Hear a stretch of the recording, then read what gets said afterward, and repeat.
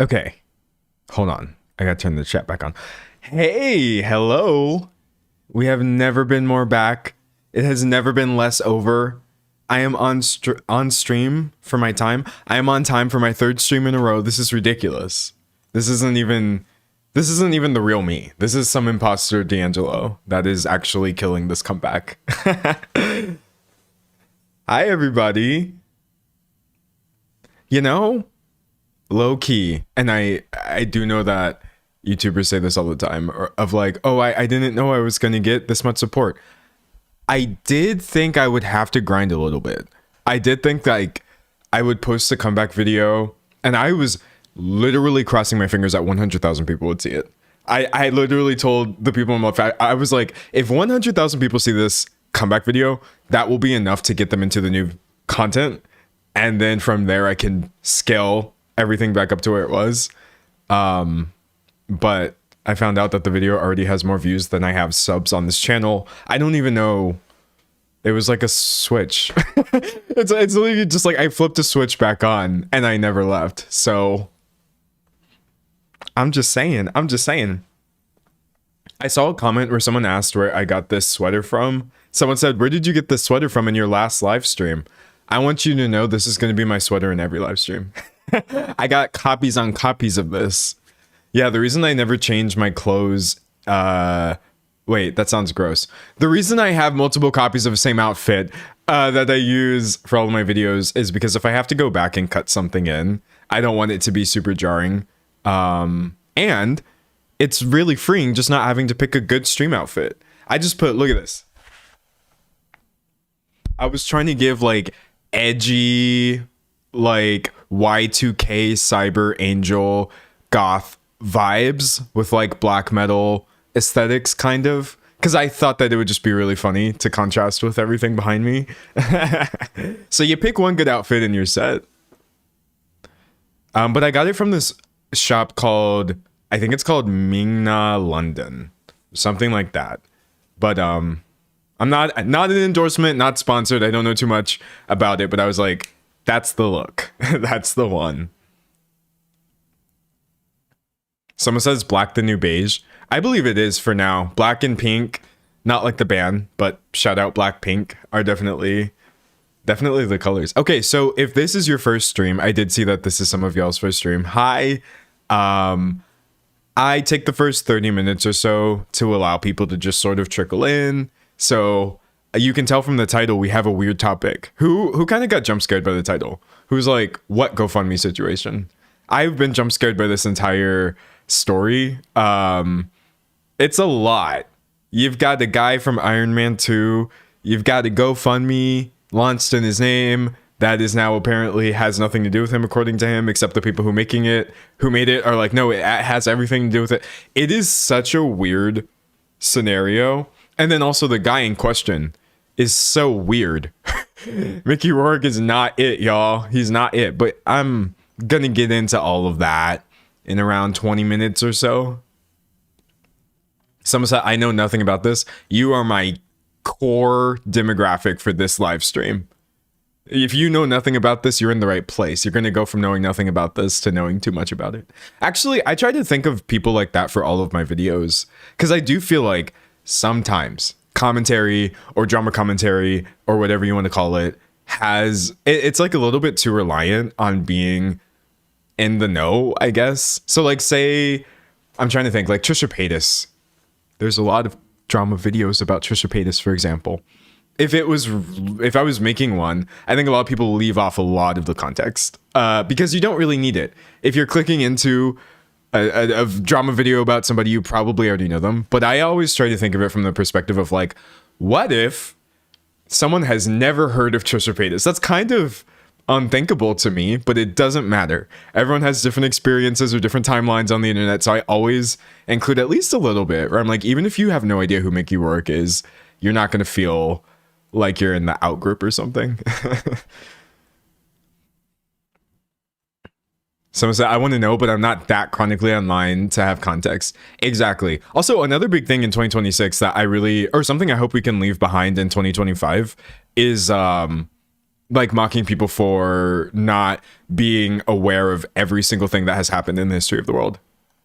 It's so old. Just that verbiage, that language of like, oh my gosh, how have you not heard about this?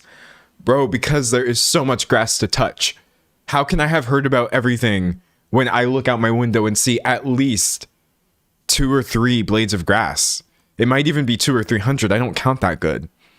But yeah, no, I have so much love for people who don't know about things that interest me, because I'm like, this is an opportunity to yap.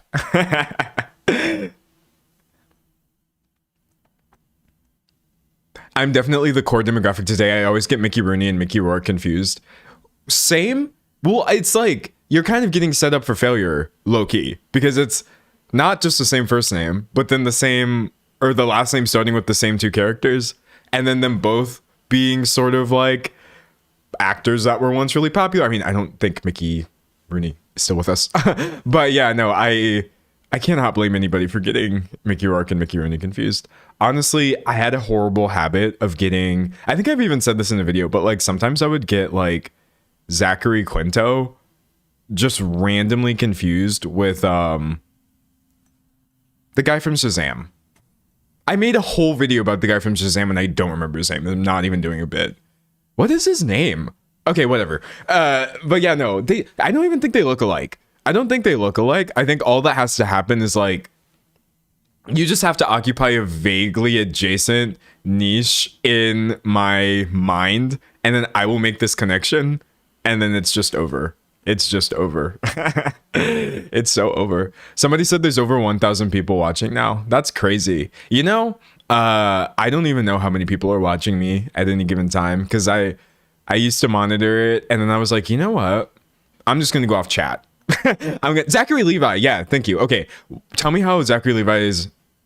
Oh, is that why I got them confused? Because there's both Zacharys? It's dawning on me now. I feel a little less stupid for getting them mixed up. Anyways, what I was going to say was like, I don't really mess with numbers anymore. I don't open my channel analytics. Well, I mean, I do, because I do need to know that the videos are working, but YouTube will show you when you first click into YouTube Studio, it'll be like, here's your current video and here's how it compares to all your 9 videos before this.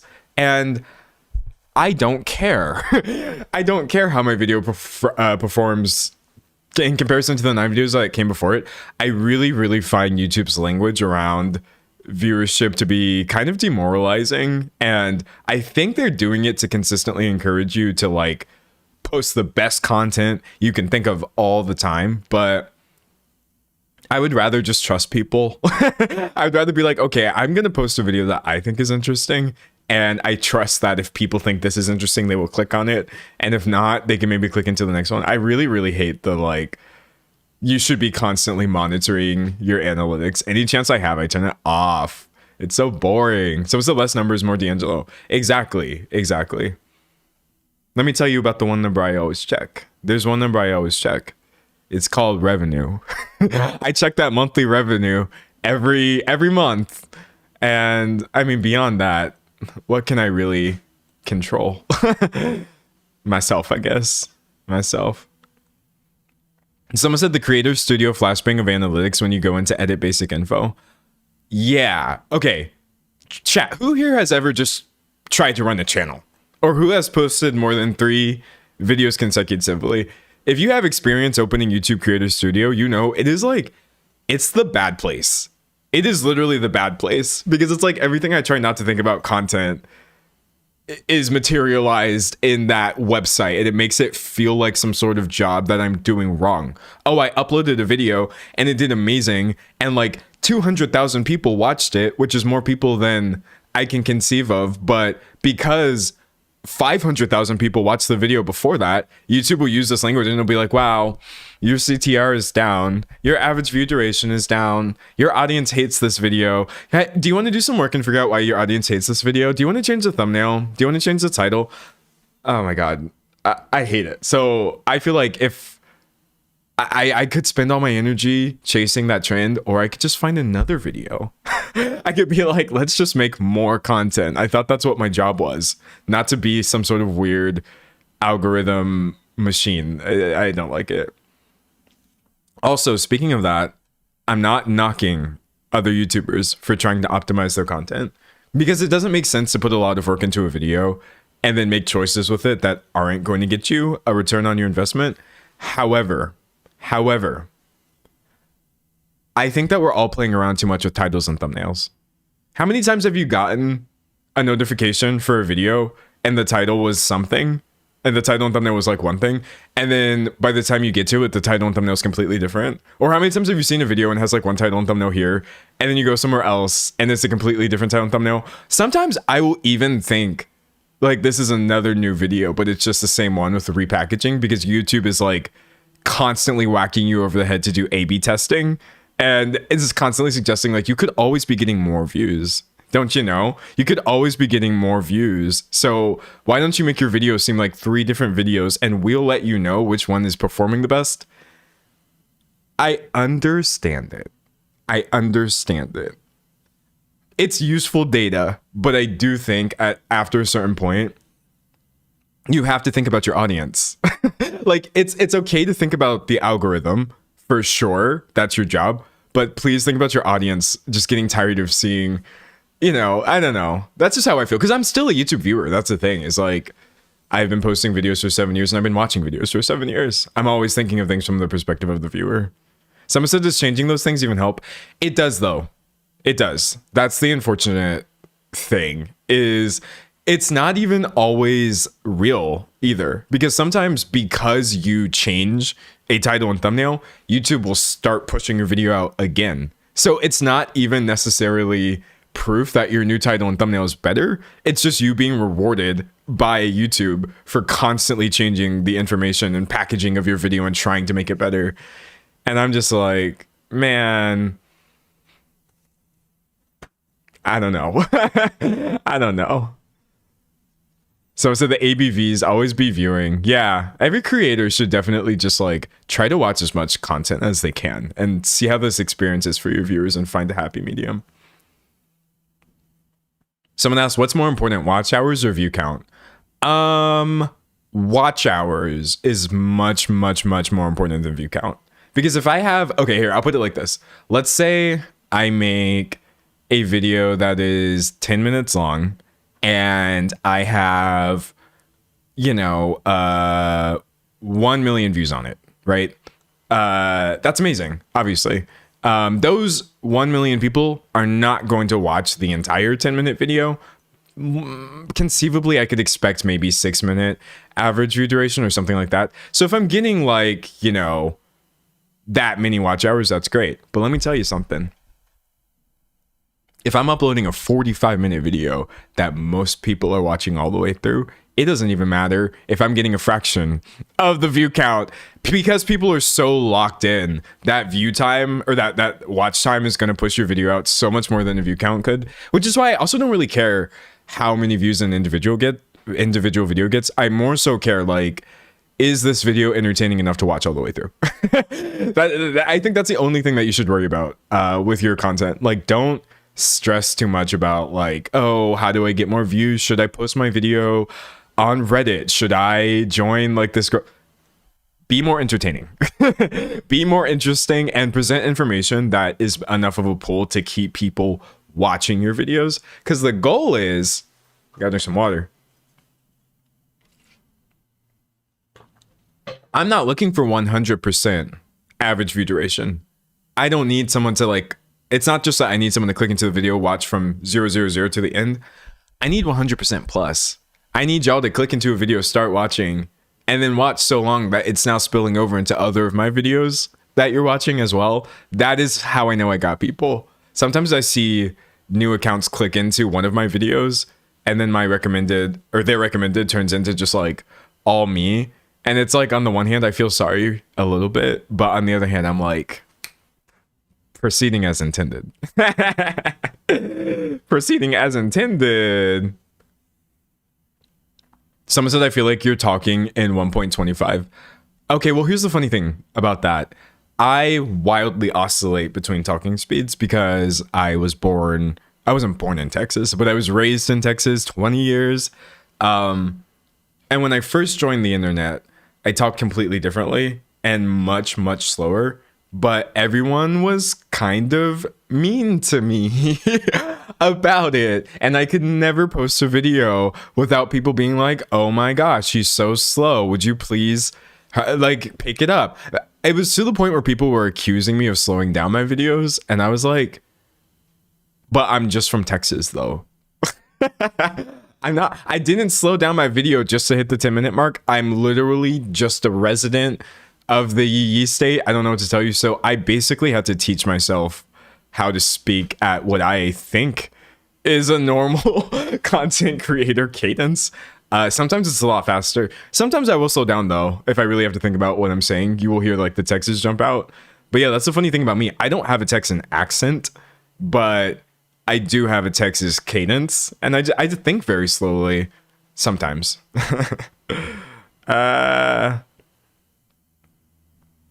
I've learned that you have to make content for the dumbest person in the room, or better yet, make videos that match your own viewing habits. Yeah, and I wouldn't even say it's like for the dumbest person in the room. I would say it's more so like make content for someone who doesn't know jack squat. Make content for the person who doesn't know even who you are, what you're talking about. If you don't even know what a commentary video is, like I would be honored to be somebody's first commentary video, but you have to really think about how you're presenting your info if you want to do that. Someone said the drawl is real whether you have an accent or not. Exactly. And don't put me in a room with a bunch of people from Texas or it's just going to get crazy. Y'all know what code switching is. It's kind of like talking different ways in different scenarios, you know, depending on who you're talking to. It's pretty natural to slip into different speech patterns. The Texas code switching, or just I would say the Southern US Southern code switch is crazy. It's crazy. I'd be telling people, howdy, y'all. I say, oh, howdy. No joke. Oh my gosh. Someone said I can't even pick out accents unless they're stereotypical. Well, I feel like we kind of got our accents like, I don't want to say like wrung out of us, but if you think about the way that they have you present yourself on national television, like if you're a newscaster, it's like live right now from, I don't know, South Dakota, a place I've never been. The goal with news is to sound like you are from nowhere in the United States. It just has to be the most generally applicable American accent you can think of. And I feel like because a non-regional dialect kind of is the standard, and we hear a lot of that, and we go to school with people who are from all over the place, I don't think it's as easy to have a really strong regional accent anymore. And I say that because, again, I came from somewhere that has a really strong regional accent, but you can't hear it. It's sad. Some said we're all Hollywood speak. That too. Yeah, Hollywood actors, unless they're playing somebody from, I don't know, the Midwest or, you know, somewhere like Minnesota, something like that. Like, it's just such a non-specific way of speaking. And I think it's kind of like not as fun or colorful as it could be, but what can you do? Someone said Americans have a standard accent, which they use at work and stuff, right? Yes, yeah. Yeah, like if I'm calling to try to cancel something and I use my professional voice, it's so cringe. I hate hearing myself on the phone because I'm like, who are you talking to? Who are you doing this song and dance for? Be yourself. It's awful. It's awful. I'm from the Midwest, and when I moved to the West Coast, almost everyone told me I had an accent. Well, that's the thing too, though. If you are hanging out primarily among the people you grew up with, you're not gonna hear yourself. Maybe you're gonna hear yourself the way you say certain things or whatever. But I will say, going anywhere outside of that, you'll find out whether you have an accent or not. People will let you know. No matter where I go, it's not that people say, oh, you sound like you're from Texas, but I do often get asked, where are you from? And then no one is satisfied with the answer. It's really funny. It's really funny. New Yorkers have accents for sure. Well, yeah. There are some places in the United States that accent's going to survive. The New York accent is wild. I love it. It's amazing. People from New Jersey have an accent. It's not the exact same as the New York accent. I feel like people from Philadelphia definitely have a specific way of talking. Am I I don't think I'm wrong in saying there's totally a Philly accent. People from Minnesota have an accent for sure. Yeah, it's really interesting. It's really interesting. Some said everyone has an accent. Well, that's the thing too. I do feel like a lot of Americans, well, I wouldn't, no, yeah, I'm going to blame this one on Americans. A lot of Americans tend to just be like, I don't have an accent. And I'm like, compared to who though? Because if I was to go speak English in Britain, I'm going to be the most accented person over there. But yeah, it depends on who you're comparing yourself to. I think a lot of times people just mean, can I be placed by the way I'm speaking? And so like in America, I can't be placed by the way I'm speaking. But in Britain, they can place me easily. They're like, bro, you are from the US, not the UK. I say this, by the way, like I've ever been to Britain. But I think you know what I mean. I think you know what I mean. Someone said as a Pittsburgher, I need TikTok to stop pretending our accent is so pronounced. Oh, yeah. People get really performative over... Wait, hold on. Look. I don't want to say like I'm invalidating anybody who, you know, is pointing out that there's regional flavors in their dialect, but I do notice people play that stuff up times 1,000 to the point where I'm watching videos telling me that places I'm from or places my family are from, people are talking like this, and I'm like, where? Where? Point to it on the map where anybody has ever sounded like this. It's so funny. It's so funny. It's hilarious. But I love accents in general because I love talking. I love yapping. Yapping is great. All right, y'all. Well, it's been about 30 minutes. And you know what that means. You're going to get jump scared by the topic. Now, before I start recording, do y'all hear the sirens in the background? I think in yesterday's video, which was about, wait, hold on. I can't draw a blank. I cannot hold two thoughts in memory at the same time. Obviously, yesterday's video was about Elon Musk's AI. And in that video, I was speaking while sirens were behind me. And I think I said, I don't think you can hear the sirens. But then when I was editing it back, I was like, you can so hear the sirens. They're so loud, actually. It's crazy. But thankfully, y'all did not hear it. Before I get to the topic, I am going to do some troubleshooting. I cannot do troubleshooting live. Or I can't do troubleshooting when I'm not live. That's the annoying thing. Hold on a second. Okay, wait. So I'm just going to click into a random video. You know, let's listen to some copyrighted music. No, just kidding. Let's listen to some copyright free music. And I'm going to make sure that y'all can actually hear it this time. Because it was so bad last time where I crashed my stream because I was trying to get audio to play. All right. PC. All right. I think I fixed the issue. Can you hear this? Please say yes, or I'm going to cry. I won't cry, but I may. Somebody said, I can't believe you're 27. I've been watching you since your drawing challenge videos. Yeah, I can't believe I'm 27 either. Oh, there's no way. There's no way it's still silent.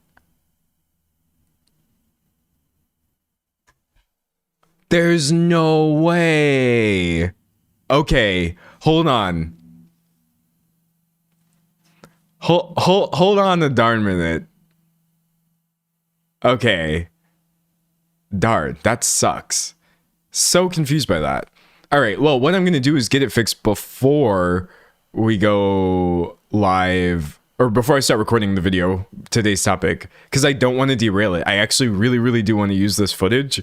I'm very excited by how the streams have been coming out, but nobody has seen them yet because I've been having these weird issues. Okay, so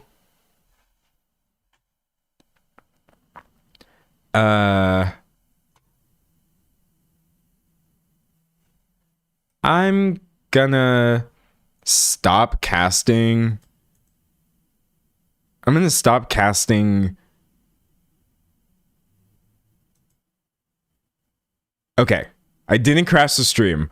I'm getting scared. Is it still silent? Or I can't explain how weird it is to literally see the audio bar moving in OBS and for OBS to tell me that it's like not working. So I'm supposed to try again with the volume up. I think my volume's up. Yeah, it's coming into OBS. It's silent. Oh, wow, that's so weird. Well, I'm glad that that wasn't the issue because I low-key need to cast for my streams to work.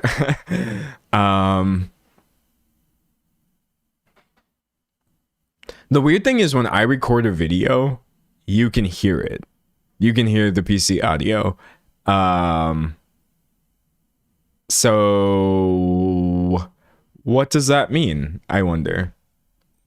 Hold on. Let's think about this logically, chat. If I record a video, like yesterday, I recorded a video and I got a Windows notification about my antivirus software. And in that video, on track 2, you can hear the ping. So does that mean I'm not broadcasting track 2 of my stream? Is that something that I can fix without ending the stream? That's something I need to know. Chat, I really don't want to crash my stream. We've been live for 35 minutes and it's actually been going really well. I don't love crashing my own stream, but I feel like that has to be the answer. It must just be a thing where I can record track 2 audio, but I'm not streaming it to you for some bizarre reason.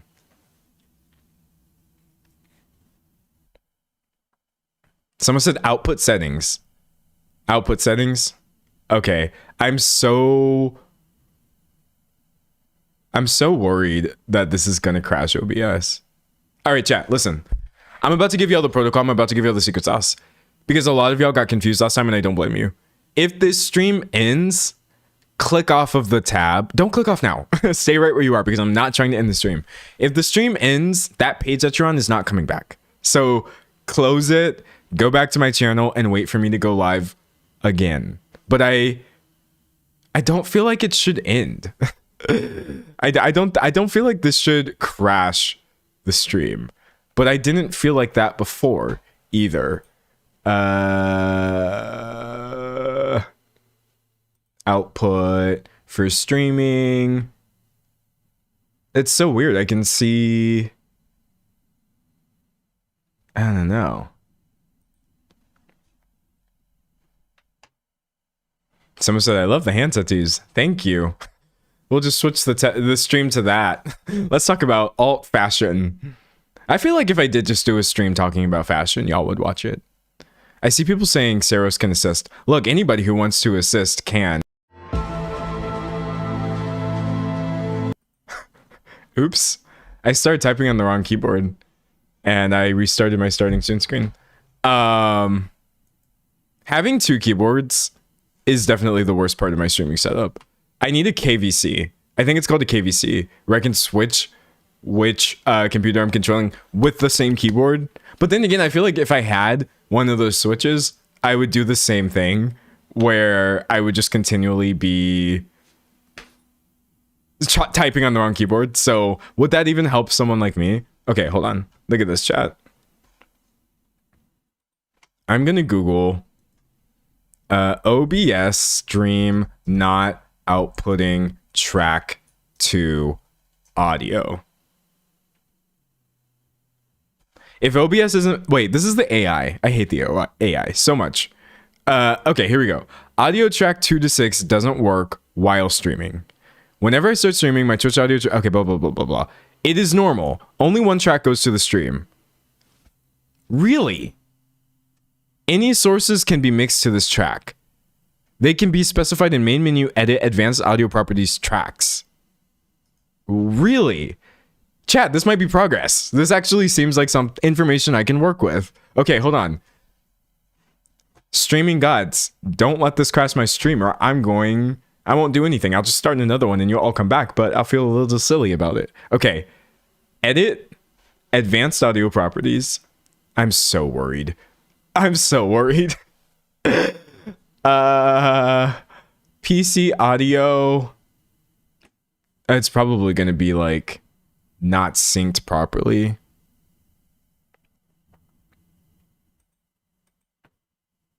Okay. I feel like I probably fixed it.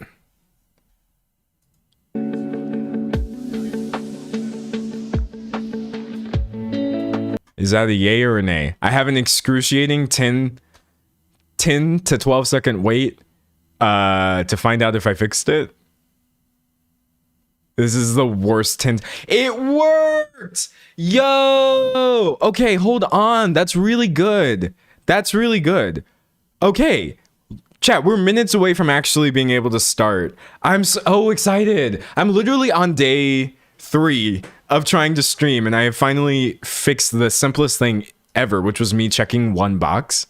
I'm kind of pissed off by that. Hold on. Okay, hold on.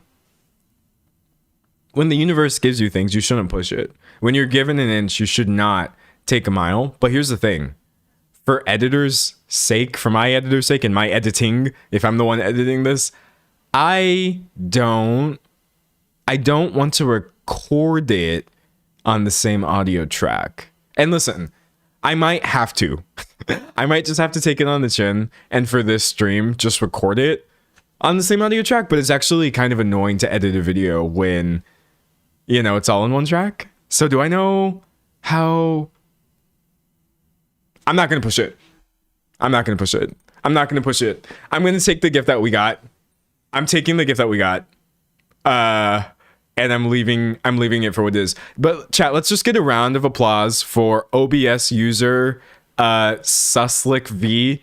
If I mispronounced your username, I did not intend to. From 2023, absolutely saving my stream. We are so back. We are so back. It has never been less over. Oh my gosh. Somebody said the same series of checkboxes is there. Okay, hold on, wait. Y'all don't realize how dangerous it is for me to play around with these checkboxes. Because it was literally one of these things that essentially ended everything last time. But when I go to advanced audio properties, it's like, I don't know how to describe this because you can't see what I'm looking at, but I only have one set of checkboxes, and I believe it's for what you are hearing on the stream. So there must be low-key another set of checkboxes somewhere, but I'm not worried about it. I'm going to take your advice, and I'm going to fix it next time. For now, let's just get hyped because I can actually show you the video. Yay. Now, you know what's really going to suck? Hold on, I got to go back to casting my screen. It would be really funny if it crashed now that I fixed it and I just did something else. What's really going to suck is the fact that I did all of this work to set up this audio for you just so I could play you some of the creepiest video footage you've ever seen in your entire life. I think that's the worst thing. I didn't get the audio hooked up so we could sit here and listen to fun music and have a jam session. I got it hooked up because the stuff I have to show you is so far beyond the beyond. It's awful. It's so bad. Okay, anyway. We're starting. I have a question for you, and I'm asking in earnest. If you had the ability to do so without it being a strain on your finances, would you help out a local old man if he just needed some rent assistance? You know what I mean? It's a legitimate question. If there was somebody in your neighborhood who, you know, even $25 would help, you would contribute it if this was within your power to do. I'm just asking. I feel like a lot of times, you know, our elders can be left behind. It's certainly something that I would contribute to. I can. If I knew that there was some way I could help, I would do it. I'm seeing a lot of yes. I'm seeing a lot of sure. Yeah, I would like to think that if we could do that without incurring, you know, too much strain on our own finances, obviously we would help. What if that old man was one of the most famous actors from the 1980s and was in over $2 billion worth of Hollywood movies? Including one such as Iron Man 2 and The Expendables. Would you still be rushing? I'm just asking. Now would you still be rushing to, I don't know. I can't really blame you if you're saying you would not necessarily be rushing to contribute to that GoFundMe. But no, I thought it would be so funny if I asked it just like that. I knew I was going to get like 50,000 no's and 50,000 yeses. A lot of you are still saying yes. A lot of you are still saying yes, and that's fine. I promise it's going to be nothing but no by the time we're done here. All right, so the one thing I want to make clear before we start, the person in this video, if I did genuinely think like, oh, this guy is at risk of homelessness, that's not going to be a YouTube video from me, right? That's not content. However, I promise you Mickey Rourke is not literally in danger of being evicted and put onto the street. Obviously, even if somebody was popular at one point, if they need help, they need help. I think Mickey Rourke needs a completely different kind of help that you're all going to see by the end of this video. Anyway, hi, I'm D'Angelo, and this video is about washed up actors, shady GoFundMes, and how to ruin your career so thoroughly that you not only have a resurgence, but that dies as well. That's kind of what we're dealing with here. Somebody said, what did he do? It's a better question of what didn't he do, I would say. But to put a long story short, and it is kind of a long story, a GoFundMe was launched for the actor Mickey Rourke, and everybody online was like, this is really weird. Why do we have to help the guy from Iron Man 2 pay his $6,000 or $7,000 a month rent? That's not clocking to us. And then it turned into this insane fiasco where he goes on Instagram and says, actually, that GoFundMe wasn't me at all. But then his management team comes out and says, actually, we did launch this for him. So as you can see, there's a lot going on here. But I think, unfortunately, you're going to come away from it just kind of having the ick for reasons that have nothing to do with GoFundMe at all. Unfortunately, I have to say. Someone said, okay, maybe I'll take back my yes, I'll help. Look, I'm going to leave it to your discretion. You decide by the end of the video. So starting off for those of you who have maybe never heard of Mickey Rourke, or who, like many people in chat, just get him confused with Mickey Rooney. This is him. He's the guy, 70-something-year-old actor, still kicking, right? He was a lead actor in the 1980s, and he was known mostly for his looks at that time. I will say he's kind of still known for his looks, but not in the same way, if you know what I mean. He was like definitely in heartthrob territory. I feel like nowadays people are way too quick to throw around the heartthrob verbiage. It just seems like any dare I say any white man who has a decent haircut in the 2020s gets labeled white boy of the month. But I think that he did have some Riz, or at least Riz that I think worked in the 80s. But unfortunately, man, there's just a lot going on, clearly. And chat, I just want to say,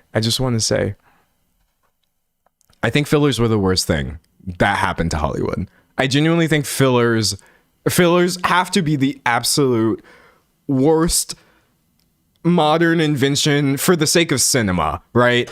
I can't imagine anything worse than being an actor and being lied to and told, hey, you can look exactly the way you did when you were 40, 30, 25, and then you wind up looking like this. It's very unfortunate, but I bring this up to say, unfortunately, most of the time when Mickey Rourke was brought up during my lifetime, it was because people were just talking about his latest plastic surgery. He's kind of past the film star days, dare I say. So I kind of want to get into his oeuvre, if you will. I love the word oeuvre. It's just a fancy word for your body of work. All right, so how many of y'all is old?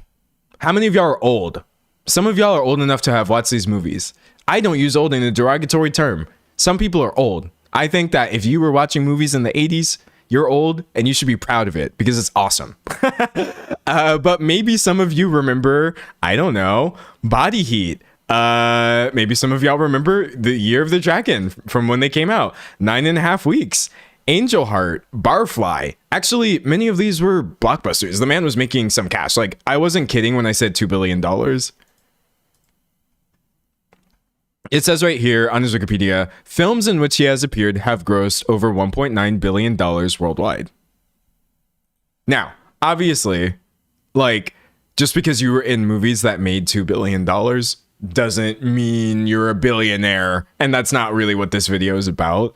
However, I just want to say you're going to sort of see that if there was even a little bit of money management, I don't think we would be in this scenario.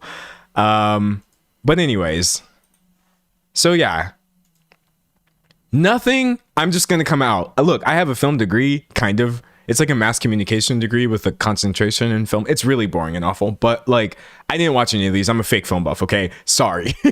I like 80s movies. They can be really entertaining, but Mickey Rourke falls squarely into before my time category. And it doesn't help that he actually kind of took a break from his film career to do boxing. He had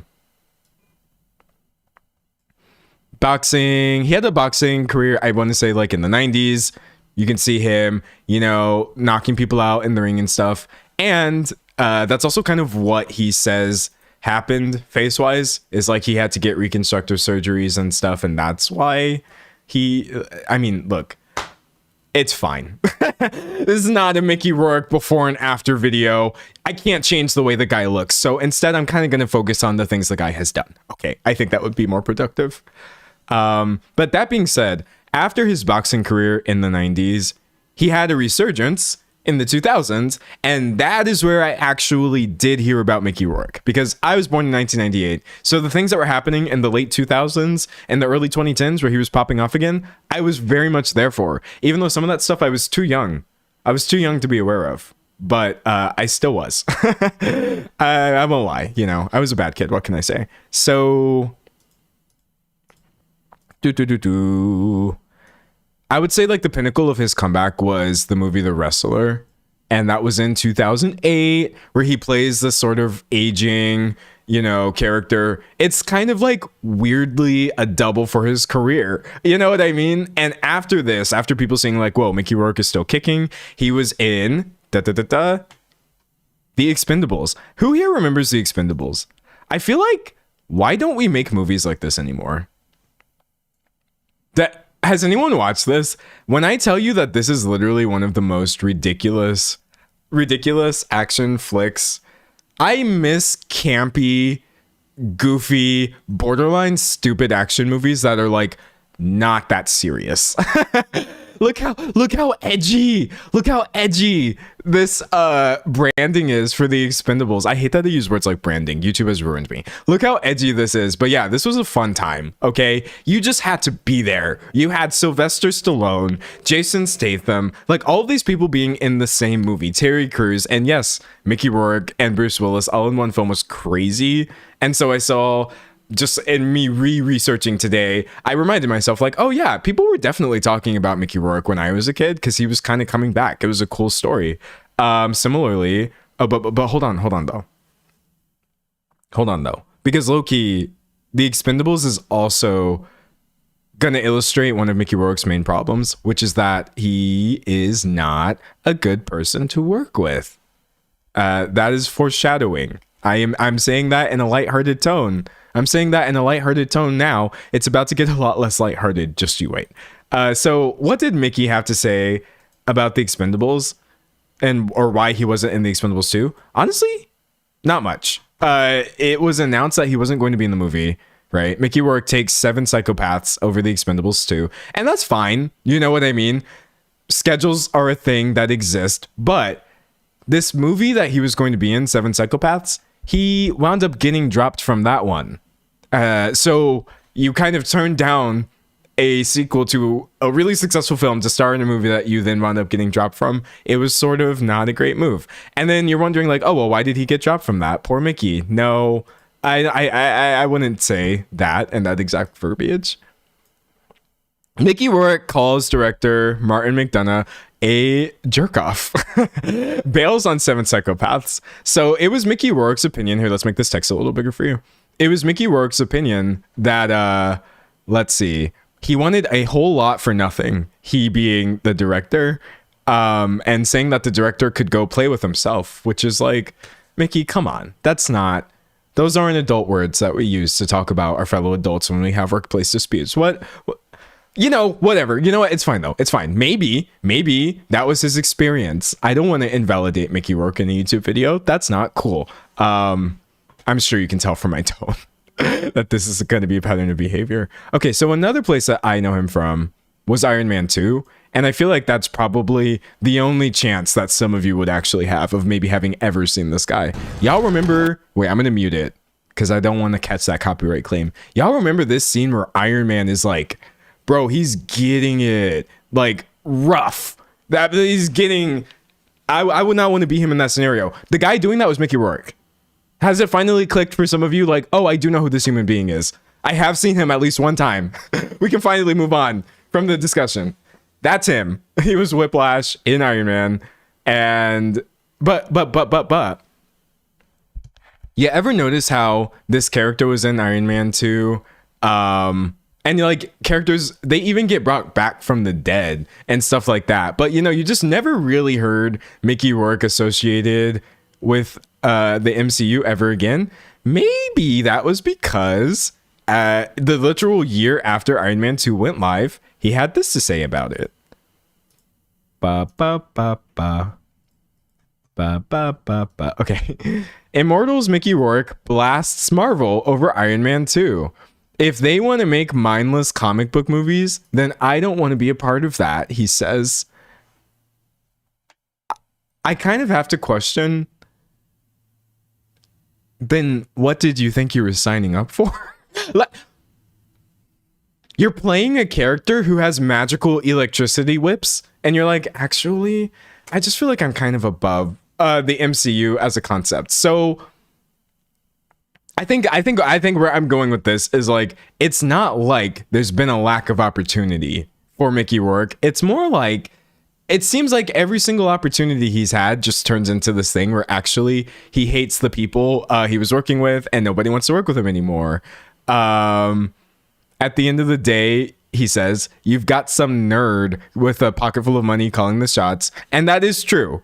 He says, Favreau didn't call the shots. I wish he would have. So basically what he was saying was like, he wanted his character to have more depth, right? The backstory that was in the script wasn't enough. And so he was talking to the director, trying to make it more of like a character study type thing. And they allowed me, whoa. I can't operate a computer.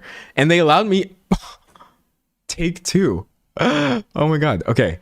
And I swear to God, my mouse is actually bugging out right now. Hold on. Can I not highlight text anymore?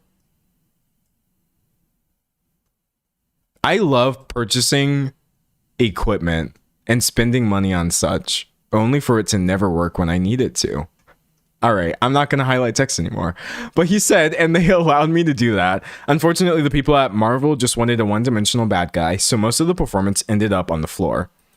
Now, again, I have to point out, you're in a movie juggling magical electricity whips that you were using to take down a guy in a flying suitcase. So I'm not really sure how many more dimensions he wanted to add. But I just don't think it was ever going to be what he thought it was going to be. That's, again, maybe I'm wrong. Maybe there was some more deep performance there that I'm just not enough of an actor to see. But yeah, he seems like he's just an awful person to work with. And that is why I believe his career resurgence in the 2000s unresurged. And so now he's doing things like reality TV. And he's been interacting with people that you may have heard before. How many people here know Jojo Siwa? How many people here know everything about Jojo Siwa against her will? Against your will. I think it's very much her will that we know everything about her. But how much do you know about Jojo Siwa against your will? Okay, so we have Mickey Rourke and Jojo Siwa. Mickey Rourke and Jojo Siwa on the new season of Celebrity Big Brother together. That was earlier last year. I was going to say earlier this year, but time isn't real. I forgot the year just started like last week. It is. I think it's a bit of a to go from the MCU to I'm on reality TV with Jojo Siwa. However, I'm actually here. Put a pin in the Jojo Siwa scenario because it's not funny. Like, it's funny. It was funny before the season aired. I think it's just really funny to say like, oh yeah, this 80s icon is now there. But he wound up being so horrible on that show to her and all the women that were there that it turns out not being funny at all. And I really think this guy needs to be kept away from any woman in his vicinity. But yeah, no, he's doing things like that nowadays. He also had, I guess, a brief stint where he unretired from boxing for some reason, even though he was 62. And listen, you know, I'm trying not to be ageist, right? I don't think it serves us. I don't think it serves us to be ageist towards people. But I will say, like, when he tried to come back 11 years ago, I think you were a little bit too old for that. I think you were a little bit too old. Listen, if you're 62 and you want to clock me, check me, be like, no, Diadzo, you're just.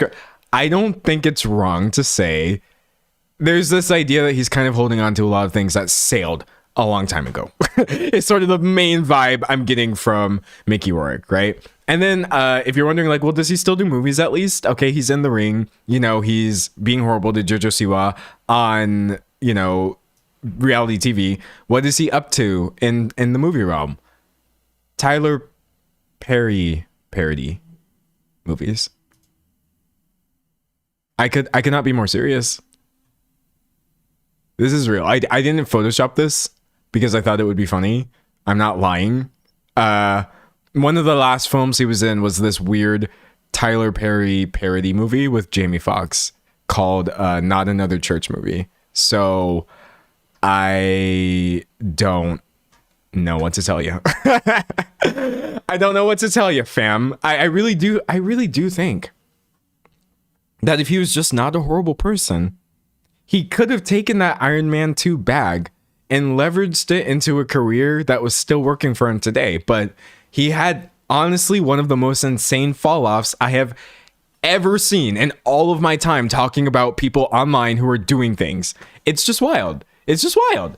It's just wild. Someone said, what is Jamie Foxx doing there? I don't want to know what Jamie Foxx is doing there. I don't want to. I feel like the less I know, I didn't know Tyler Perry parody existed as a form of content. And I feel like the less I know about this scenario, the better. That's kind of when I just noped out. But kind of shifting out of the hee ha-has of it all, I want to say it's not just that Mickey Rourke is like a difficult person to work with. If he was, I think you could just throw him on the pile of Hollywood guys who are annoying, because there's a new one every day. There is truly a new one every day. Actually, I'm gonna digress. This is my first digression. Chat, I've been recording for 19 minutes and I stayed on topic for 19 minutes.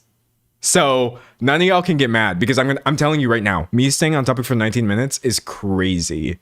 At this 20-minute mark, I'm gonna take a break and digress and talk about Timothée Chalamet. Because when I said Hollywood celebrities who have gotten annoying, hold on, I have something to say.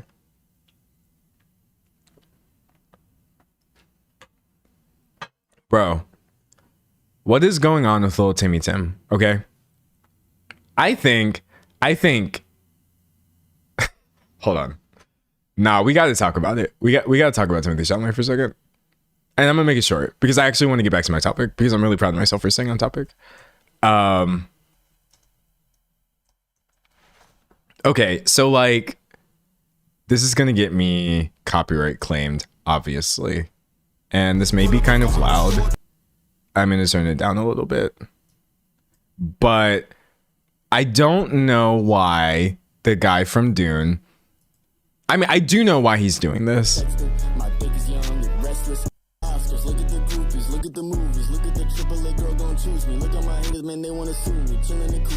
Listen. White people rapping. It's such an interesting topic that I'm not going to get into yet because I have a video about Iggy Azalea. Yesterday's video when I said I was gonna do an Iggy Azalea video if y'all wanted it. Okay, the comments, y'all could not have been clearer. I'm gonna talk a little bit about just the I don't want to say epidemic. Just this is kind of like, there's something about the way that people will present themselves when they are trying to have clout within, you know, certain communities. But then it's really interesting that when they're in any other context, this is not how they're presenting themselves. But like, that to me is like, it falls into stretch territory. I'm not stupid. I do know that point doesn't go over well in music spaces. You know what I mean? It doesn't mean I'm wrong. I will say that it doesn't mean that I'm wrong. However, that's not actually the main reason that I think Timothée Chalamet is really, really weird and has gone down a path where I'm like, what are you talking about? I saw this on Reddit. This is so bizarre. Timothée Chalamet explains why he doesn't mind seeing other Western actors his age doing good. Okay, I'm gonna put on this is so weird.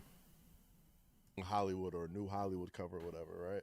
Do you look at covers like that and look at it like athletes look at other players? Oh yeah, all right, fuck like all these people. Let's get into this. Let's get into it. Let's get into it.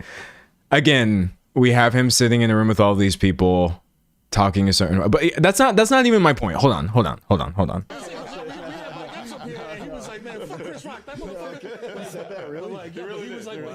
He was like, yo, I'm him. Yeah. You know what I'm saying? Like, wow. yo, like your competitive spirit's got to come out when you see stuff like that. No. Here, this is my new perspective on this. Okay. Western culture is not a given. Like K-pop Demon Hunter was the biggest thing on Netflix right now. That's a fact. So anytime anybody in Western culture is popping, it's good. It lifts everyone up, you know. So What? What? What did you mean by that, Timothy? What did he mean by that? Sorry, I realized the video was a bit quiet. I'm gonna play it a little louder. I'm gonna play it a little louder next time. But what do we mean Western culture is not a given because K-pop Demon Hunters is the biggest thing right now, and so anytime you see somebody from Western culture popping, you're happy? That is bizarre. That is odd. And that is why everything Timothée Chalamet does, I put that under like 50,000 layers of scrutiny now.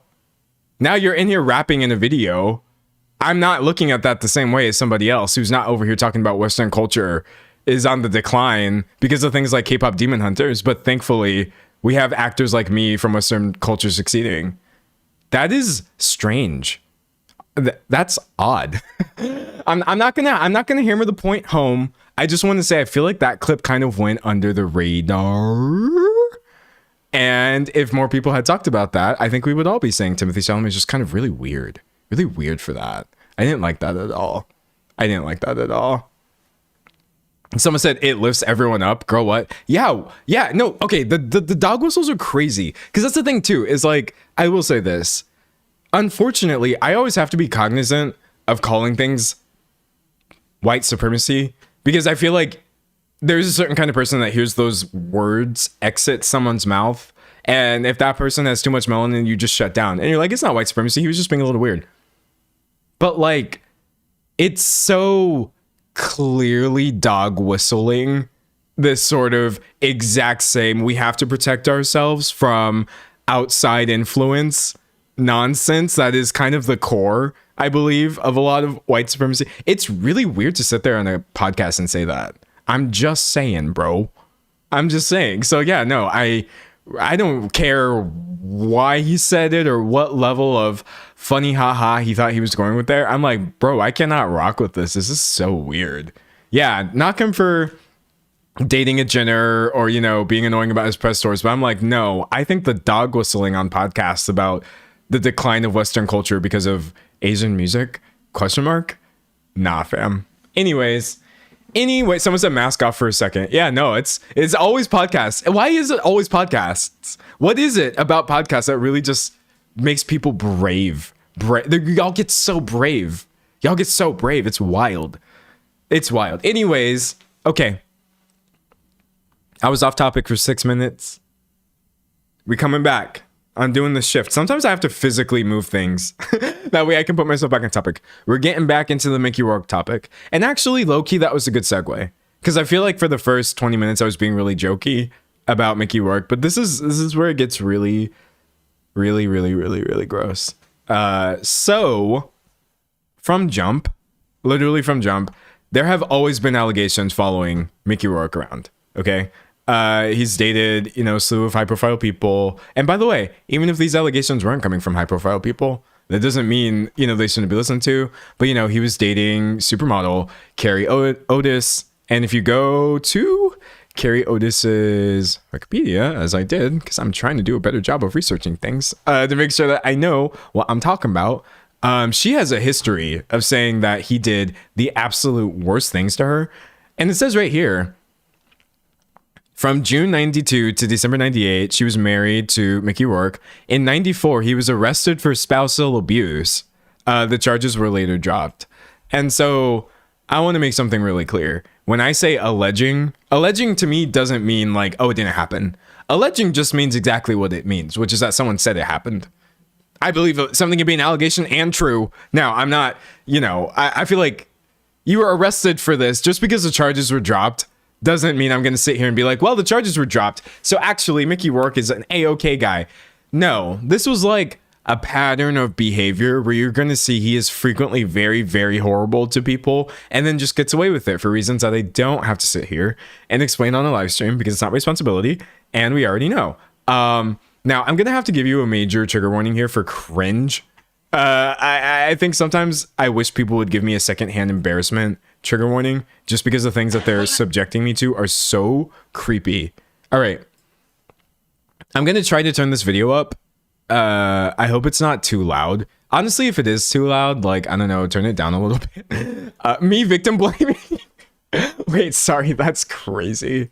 I'm like, if it's too loud, just stop perceiving audio and you'll be fine. That's not what I mean, I swear. But hold on, I'm gonna put this one on for you because this is so creepy. So this is him in an interview with Jessica Biel. Okay. And he's on the Graham Norton show. And when you just see the way that this guy is around women, it's literally like, please save me. Please save me. I want to save Jessica Biel. There's a weird connection between the two of you. No, there's a very good connection. It's just, she doesn't know it yet. Ew. Can I get a... Okay, hold on. I'll break that down just in case we missed it. So we've got Graham Norton rightfully pointing out they've had a weird vibe the entire show. And by they've had a weird vibe, I mean he was being weird. And so because of this, it was awkward for her. And he's like, oh no, we don't have a weird connection. We have a special connection. She just doesn't know it. Oh God. Okay, sorry. I think I might have died a little bit from that clip. Stuff like this has to be shortening my lifespan. Now listen. I'm gonna apologize in advance. If you made it through that clip, I need you to make it through this clip. If you still here and you did not click off of my stream, you're gonna be fine, but I'm warning you, this one's actually a little bit, it's so strange. He's just such a creepy guy. Okay, so I don't even know what he's saying to her here, but I'm gonna mute it because I don't want to catch that copyright claim. Bro, what are you doing? He's so weird. I'm sorry, at the point where you are on television, you were live, and you've got the host out here looking like, yo, what is going on? Wait, I don't know how to get back to that one clip where Graham just looks so... Whatever, you saw it. When you've got the host of the show that you're on just looking at you in abject terror, he's a creep. He's a creep. So whether you want to go with allegations, that were dropped, or your actual eyes, and this, that, the other, it's very clear that he is objectively a creepy guy. And to be clear, I believe... I'm not here to disbelieve allegations at all. I believe the allegations, but yeah, really, really, really gross guy. And that's sort of his behavior with women. And then when it comes to, it's like, that's what's public. right? Those are the things that you're seeing. I feel like somebody who is comfortable being that weird to somebody on national television is obviously going to be much, much, much worse when it comes to environments where there's no sort of accountability or whatever. And so Bella Thorne, for those of you who may not remember, Bella Thorne. I remember Bella Thorne. What an interesting person. She's still kicking. It's so weird to think that we're the same age. Essentially. I mean, she's 28, I'm 27. But she is an actress, singer, you know, child star. I think she was a child star. And she came forward to say, what did I do with the Bella Thorne tab? You see how many tabs I have open? This is dangerous. When the next scenario that we're about to talk about was popping off, she said, this dude, gross. I had to work with this man in a scene where I'm on my knees with my hand zip tied around my back. He's supposed to take a metal grinder to my kneecap and instead used it on my genitals through my jeans, hitting them over and over again. So I believe Bella Thorne. I believe Carrie Otis. I believe all these people. I'm not going to sit here and try to downplay just because there are elements of this that are commentary video-esque. This is criminal, obviously. And there's no checks and balances. There's literally no checks and balances. It doesn't matter how much creepy behavior I pull up from this guy. There's never actually anything that happens to him. The Big Brother thing where he was with JoJo Siwa, that was kind of foreshadowing. He was being extremely homophobic to her. And I'm not just talking about, you know, there are levels. Dare I say there are levels to homophobia. We should always be at a level 0. I feel like that's a good level to aim for. But when I tell you that this was truly some level 10 stuff, this video is from Entertainment Weekly, kind of just recapping it because I don't want to watch Big Brother. Actually, I had to watch so much Big Brother to make my video about Andrew Tate. I can't watch Big Brother anymore. So thankfully this has already been clipped. But yeah. Mickey Rourke is under fire. Some fans calling for him to be removed from Celebrity Big Brother UK over homophobic remarks that left JoJo Siwa in tears. I'm going to vote the lesbian out real quick. That's homophobic. Okay. Starting off strong, but If I stay longer than 4 days, you won't be gay anymore. I'll tie you up. bro, on TV in front of other people. I don't know. I can't overstate the creep factor. If I stay longer than 4 days, you won't be gay anymore. I'll tie you up. I'm not a lesbian. And I felt like I was in danger for a second there.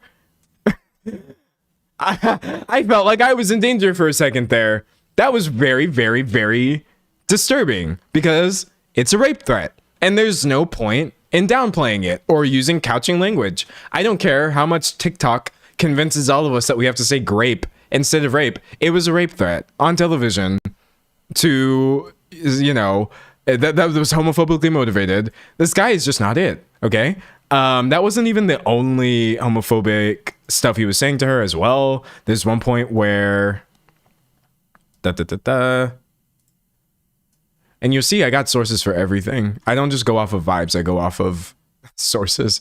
So he also said at one point he needed to get a cigarette, but he called it, you know, a word that I won't be repeating because I don't think YouTube can differentiate. You know, the AI moderation is not going to understand if I say the F slur in this context. It's not always a slur. British people use it sometimes to refer to cigarettes, but he called it what is also a slur. And he said to JoJo, he gestured to Siwa and added, "I'm not talking to you." When he was then called out on the comment, he replied, "I know, I was talking about a cigarette." So you're on TV making these disgusting threats, calling people slurs because they are gay. I don't even think we would fully understand the level of degeneracy that is Mickey Rourke, because it's pretty awful what he's willing to show us versus what is actually happening in private. I will say he gave an apology, which, oh man, first of all, I mean, I feel like it's a disrespectful thing to even refer to this as an apology. It's disrespectful to actual apologies. but this is what he had to say to JoJo after everyone pulled him aside and they were like, oh, hey, actually, maybe you shouldn't be the most homophobic person in the history of the world. Apologize. Thank you. I just got a bad habit of having a short fuse, and I don't mean nothing by it. I appreciate your apology. A short fuse, Mickey? A short fuse? Really? Can I just say, I am so tired of the, I was mad. I was heated. I had a short fuse. This, that, the other. It's so old how everybody who gives that as an apology knows that it's going to make everyone who was not affected by what they were saying forgive them. Because then everybody's like, oh yeah, I've had moments where I'm sad too. Yeah, no, but did you say slurs in that moment? Were you sad, mad, and also being homophobic? Because if so, I really think you need to examine that. I hate. I was heated as an apology. Allow me to go off topic for a second. No, I'm not even going off topic. This is on topic. But hold on. Oh, I thought I pressed the wrong button and did something bad on my stream for a second. I hate this. Okay. Some of you may recognize this. If you don't, that's fine. Don't worry about it. No, I'll explain it. You know, PewDiePie on a live stream, one of the biggest gaming channels, calling someone the actual N-word with a hard R, and then only having to take 90 seconds and be like, oh yeah, it was the heat of the moment. And having so many people in the comments being like, oh my gosh, this is how you do an apology. This is how you do an apology. Or just making jokes about it, or this, that, the other. I don't know. I don't like it. I'm not a fan. I'm not a fan of it, personally. I really think there should be so much more accountability for examining what was leading you to say this. You know what I mean? Whatever. Anyways, enough about PewDiePie. Enough about homophobic slurs. The point that I'm trying to make here is that, like, it's not just... It's not just on-set behavior. Mickey Rourke is genuinely a horrible person. I don't know how to make that point any clearer. And you know what's also really, really gross, though? It's not just him. It's the fact that he's enabled to do these things, I feel like, by everybody around him, because nobody is actually stepping in. Do you know what making a threat to Jojo Siwa on TV got him? A warning. Oh, Rourke is warned over homophobic remarks to Siwa and Big Brother. Warned. Warning? That only warranted a warning. Which I think is like doubly annoying, because then they did later actually kick him off the show. I have that information right here. Later, for other offenses, which are also horrible, he gets kicked off the show. But it's just not lost to me. It's not lost on me that, like, being homophobic wasn't enough. And by the way, the stuff that he got kicked off for was so weird. It's so nasty. He's talking about just sexual acts with, like, the female contestants there, making just weird sexual comments and stuff like that. I have no idea how he got past an initial screening phase. Okay? I don't even understand how he was in the same house with these people in the first place.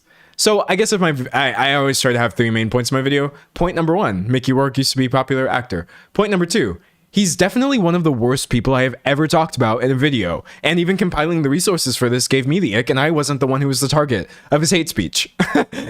Yikes. But we're now kind of getting into point number 3. So when this GoFundMe goes live, right? Because that's what happened, and it made national headlines, because obviously if you're like, oh, the guy who was in Iron Man 2 is now asking people for rent help, it's an interesting factoid. People weren't really in a rush to pay Mickey Rourke's taxes.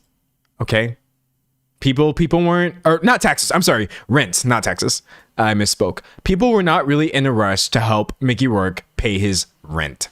And I think that you can pick so many reasons why. It's not just because, you feel like maybe he could have saved even a fraction of a percent of his money and not been in this scenario. It's not just because he, is difficult to work with this, that, the other. This is not really the guy that we need to be giving money to on GoFundMe. But nonetheless, it made headlines. There's a GoFundMe to pay Mickey Rourke's back rent. So it says, Mickey Rourke is facing eviction from his Los Angeles home, and his management team has started a GoFundMe to stop it. So if we go to this GoFundMe, which, y'all see a number on the screen right now? Hold on. I'm going to make it a little bigger for you. Do you see that? All that had to happen was somebody had to ask for $100,000 for the worst person you know, and then they got it, actually. Try not to think about that too hard. But anyways, in this, they were essentially saying like, oh, but times are hard. Even though that Big Brother event was last year. And I don't think he got his payment revoked. I think contractually, he was still paid for his on-air appearance.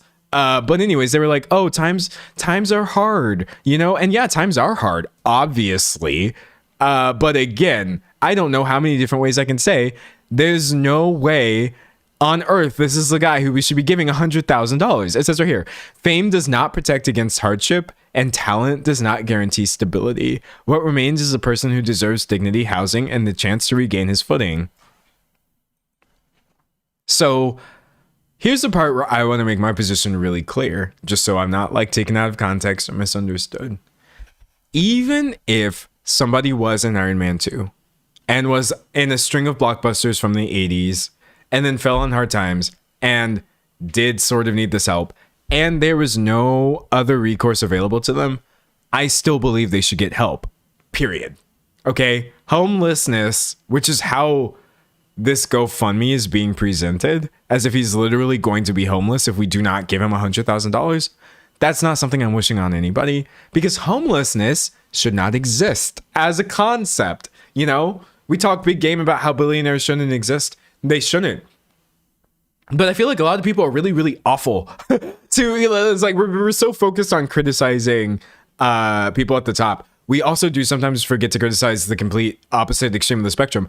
I hate the way people talk about homelessness. I don't like the way people talk about people who have money troubles. There's nothing wrong with actually having to make a GoFundMe, you know what I mean, or winding up in this scenario.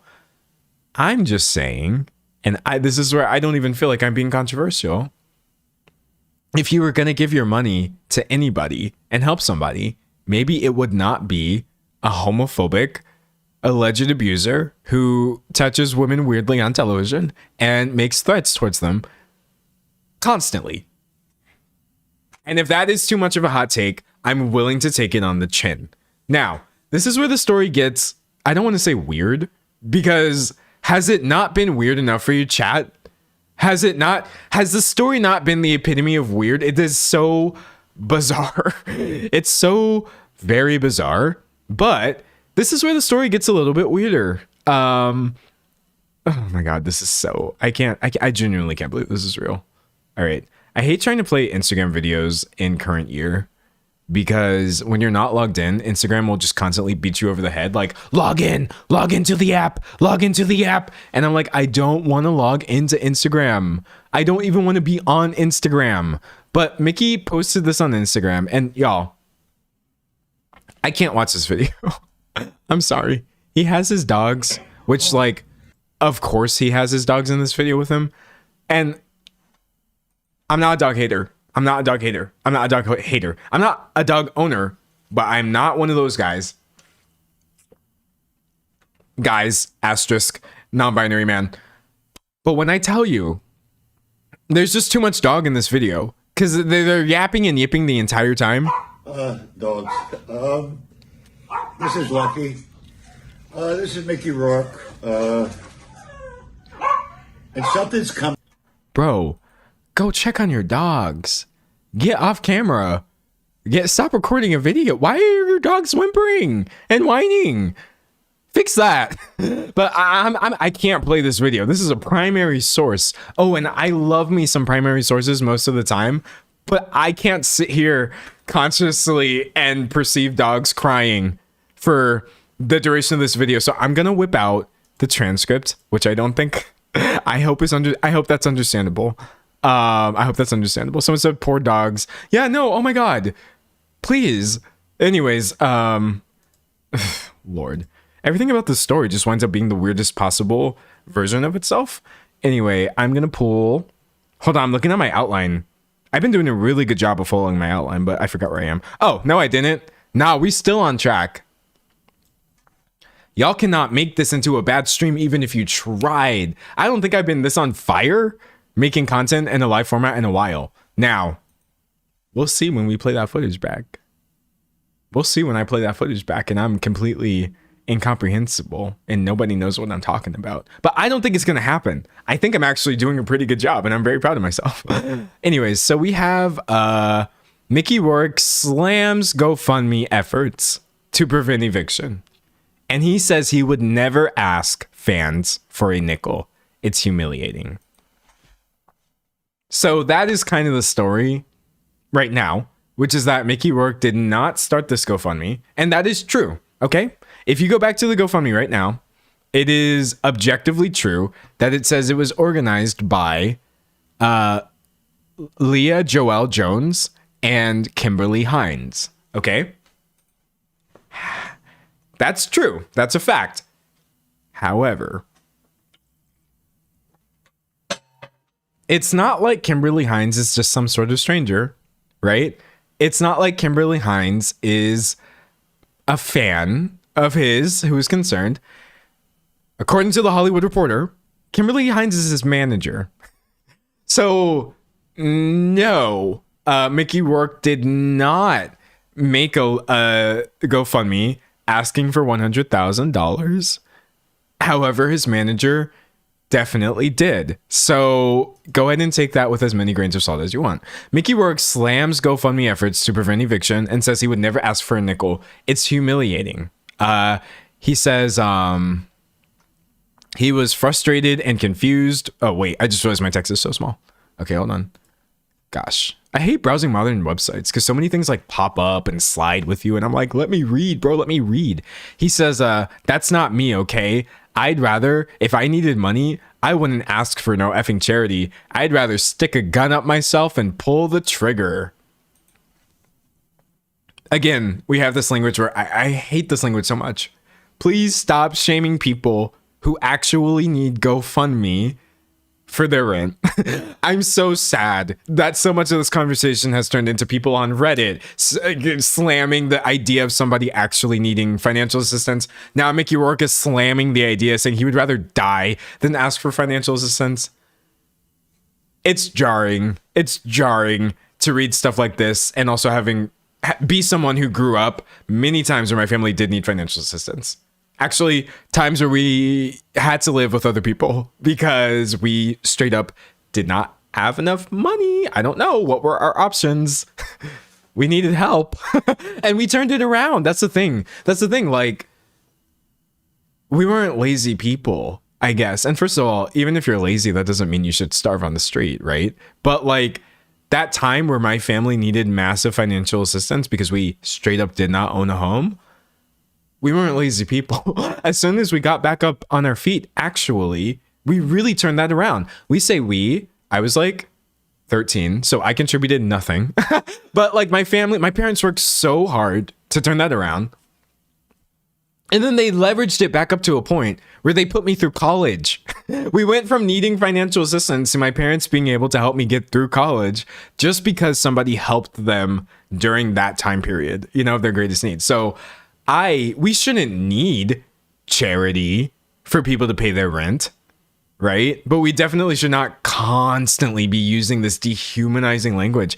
I hate it. I hate it so much. Anyways, someone said, I can still feel the society shame when it comes to financial sustenance. It's very conditioned. It is. Yeah, it is. Because honestly, even if I just say, and some of y'all did see through it, but even if I'm just like, oh yeah, this rich actor now needs help paying his rent, I think it like triggers this like response of like, oh, that's sad. That's pathetic. It's sad, but not in a moral judgment sort of way, right? And that's why I really, really, really wanted to hammer home the point of like, that's not why I'm saying Mickey Rourke can go somewhere else with all of this mess. Because he's a horrible person. He's a horrible person. I believe in helping people. I don't believe in helping Mickey Rourke. Sorry. Anyway. So it does raise a question of who is lying. Who is lying? Right? Because if Mickey Rourke says it has absolutely nothing to do with him, why did his manager give an interview to the Hollywood Reporter saying, actually, Mickey Rourke has been asking all of us for money, and that's why we set it up. He didn't tell us to do a GoFundMe directly, but, you know, it's not coming from nowhere.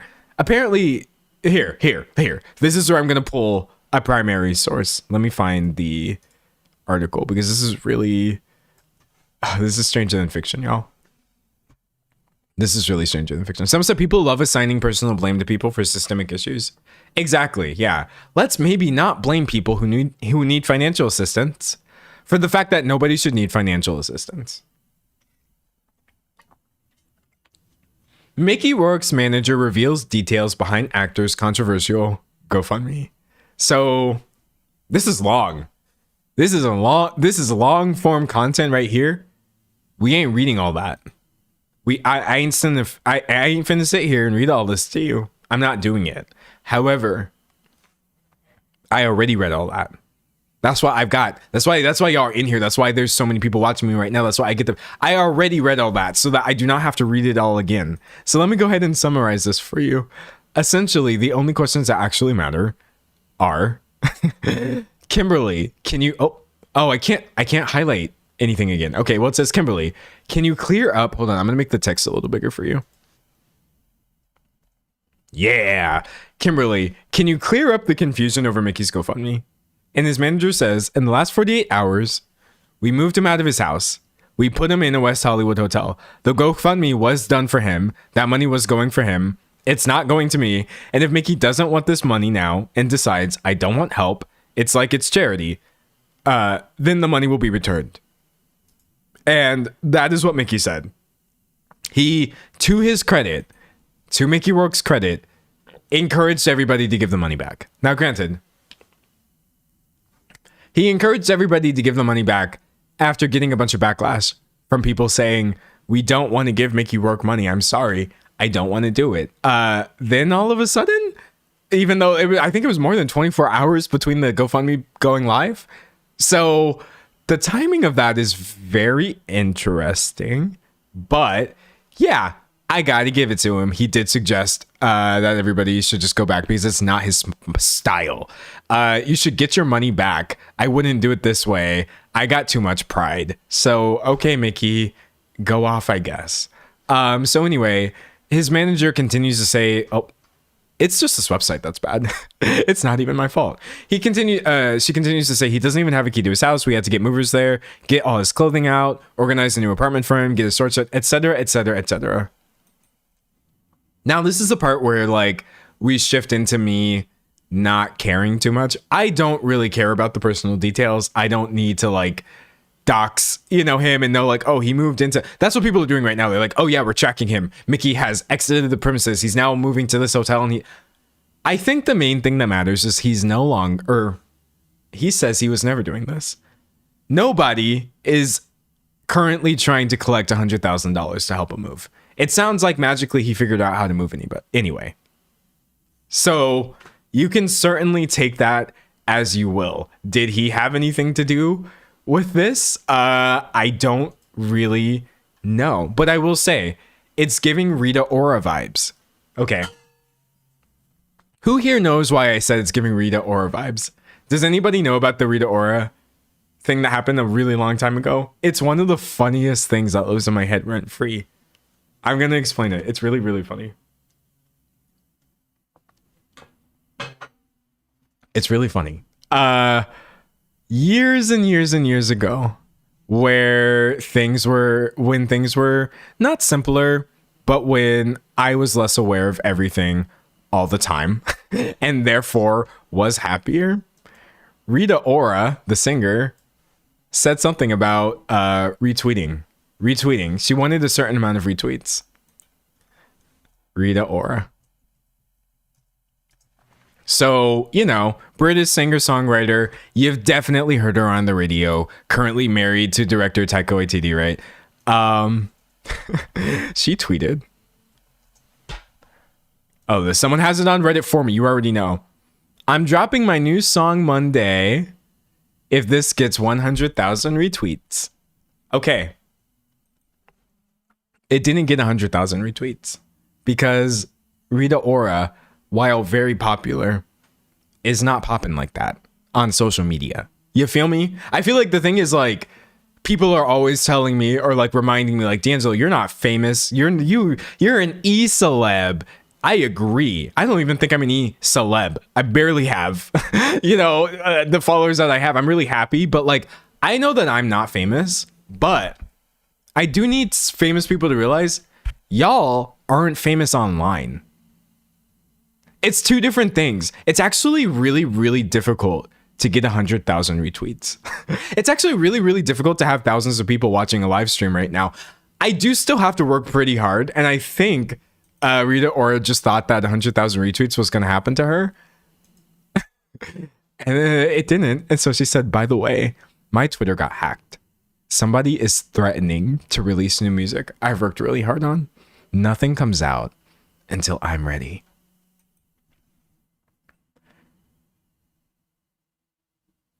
Do we believe that? Does that sound plausible to you? Look, it's not cool to sit here and call people liars when I don't have the full picture. So I'm actually going to leave the question of whether Mickey Rourke had anything to do with his GoFundMe in the same spot as I put this Rita Ora scenario. Okay, Mickey. Okay, Rita. I'll take your word for it. I can't prove otherwise. I'll go ahead and take it. It sounds a little odd when you say it aloud, but I will just have to trust Mickey that technically he had nothing to do with this GoFundMe. I would like to draw a couple lines, though, before I sort of close out this topic for good, because I really definitely never want to talk about this guy ever again. So weird, so weird. Even if his manager's heart was in the right place, this was still kind of silly, because there is already organizations and charitable giving in place to help actors or people within Hollywood who wind up in scenarios where they're not able to care for themselves due to financial, sustenance needs and stuff like that. The Motion Picture and Television Fund, it's real. It's not fake. There are things like this that hold on. Let me make sure. It doesn't say it's defunct. Yeah. It doesn't say was. It says is. People, you don't have to come to us. I say us, people not in Hollywood. You don't need to come to the fans and say, actually, you are the ones who need to give us $100,000 when there are already places you can go to. So again, I want to say, like, it's not me saying I think he should have been on the street. I think you should have gone through the proper channels. That makes so much more sense than begging your fans for money. More money than any one of them could conceivably cough up. It's so ridiculous. It's so ridiculous. I don't understand why they thought that was going to go over well. Also, another thing that I saw that I'm not going to let y'all get away with too is like, I have to make sure I'm not like accidentally showing this. Hold on, wait, because I don't want to show this picture. Okay, great. I'm on the Daily Mail right now. Boo. Boo! The Daily Mail has got to be the absolute worst website of all time. It's up there. Like, in terms of news sources, it's like neck and neck for Team Z. So they caught him outside, talking about bald Mickey Rourke, 73, emerges for Taco Bell at LA home as he faces eviction. I'm not sharing this picture because I think I have two opinions about this, okay? It don't matter how bad of a person Mickey Rourke is. Let's stop stalking people, especially when we all look, I'm not going to lie, we all look a little beat up when we're out here, trying to collect our packages, our Taco Bell deliveries, our this, that, the other.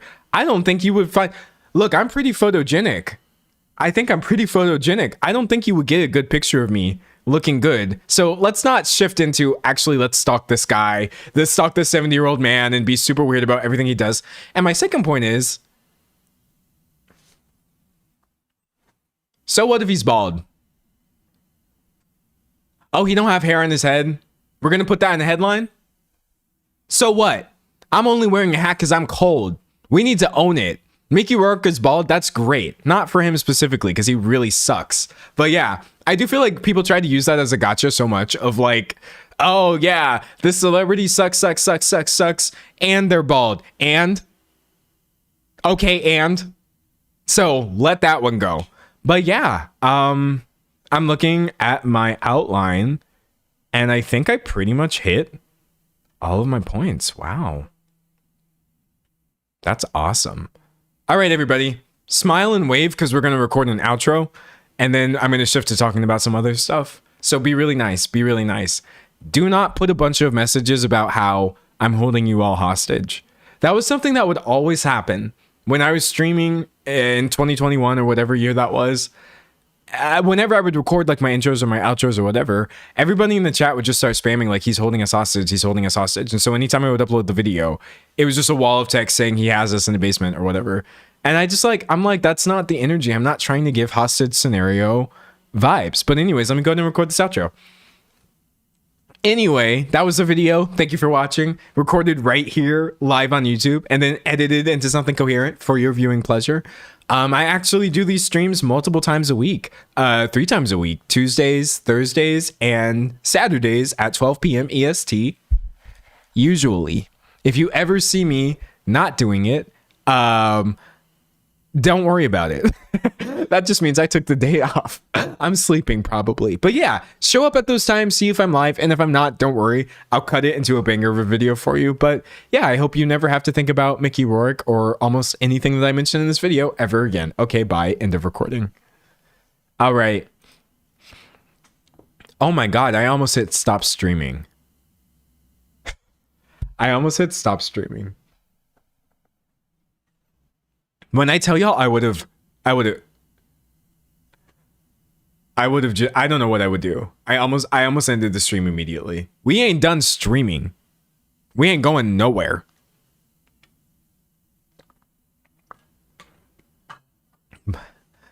Okay. Now that I'm done, y'all don't have to be hostage anymore. I'm not recording anymore. We done. I have to say, I'm super happy. I'm super happy with how that went. I feel like I did a really good job of presenting the information. I mean, y'all, how many primary sources did y'all see me pull? How many times did you see me say, oh, hold on, I'm talking about this one thing? And within 5 seconds, I tried not to let there be more than 5 seconds of delay. I pull up the actual source for what I'm talking about. I didn't have to scrub through a bunch of videos. I did not have to like control F and find a bunch of things. I didn't have to reread things. I basically, before the stream, I just tried to like, not do a test stream because that would take a really long time, but I tried to word my outline in a way where I can just kind of follow by numbers and it just comes across really smooth. People are saying I did great. Thank you. Yeah, no, bro, I think this is going to be a good video. I mean, you know, good video. All things considered. So creepy. All right, y'all. That was the main topic, but I still have other things I would like to talk to you about. Because I usually don't end my streams until like 4, which for me is in 2 hours. There's so much more commentary to comment on. I want to ask y'all, did y'all see Equinox's weird ad campaign with the AI ads that they were running? I wanted to talk about that on stream because it was so weird. Hold on. There's this one picture. So for those of you who may not know, Equinox or Equinox. Actually, I have no idea how you're supposed to pronounce that E. Hold on. Equinox pronunciation. I don't want to sound silly. I don't want to sound like a goofball. Oh, it's Equinox. It's Equinox. Look at that. Equinox. Okay, cool. Pretend I said that the first time because I'm so smart. So anyways, Equinox Fitness Club. They're a fitness club. And that's the stunning commentary that you come to my live streams for. This fitness club is a fitness club. But they recently did this ad campaign where they were running all these pictures. Now, here's the thing. I'm going to show a picture of a woman in a bikini with three boobs. It's going to pop up. I don't have that picture saved because that's not what I'm trying to show on screen, but I know despite my best efforts, it's still going to wind up popping up on my screen no matter how hard I try not to show it. And I am begging you, YouTube, I'm begging YouTube not to mark this stream or take it down or demonetize me because it's literally just a weird picture. It's not pornography. I'm not showing anything that you shouldn't be able to show on screen, but something about the fact that she has, like, you know, more than the average makes her doing is they're taking the concept of AI slop and they're using this as an ad campaign. So they have one picture, a picture. I went back. I want this stream to get taken down so bad. You have a picture of Justin Trudeau on a stripper pole, right? It says former Canadian Prime Minister Justin Trudeau on a stripper pole. Or they had like Pope Francis who, can we leave Pope Francis alone? Please let him rest? ? But we have Pope Francis wearing like the dopest jacket you've ever seen. And the whole point of this weird campaign, hold on, I gotta vet these images to make sure nothing crazy is happening. Okay, I can show you this picture. Open image in a new tab. The whole point of this weird campaign is just saying question everything but yourself. We generated a bunch of weird AI images of people who should really be left alone, and you know, famous people and women, you know, sex sells, but you should watch out for AI, but trust yourself, I guess. Equinox Fitness Club, the fitness club that is a club. What is this campaign? It's, before I get into even the obvious of the fact that I just don't think generating AI images and using them as an ad campaign is cool, it's like the dumbest ad campaign. It's not even smart. What are y'all talking about? This is such a stupid ad campaign. It's a stupid ad campaign. However, I will say,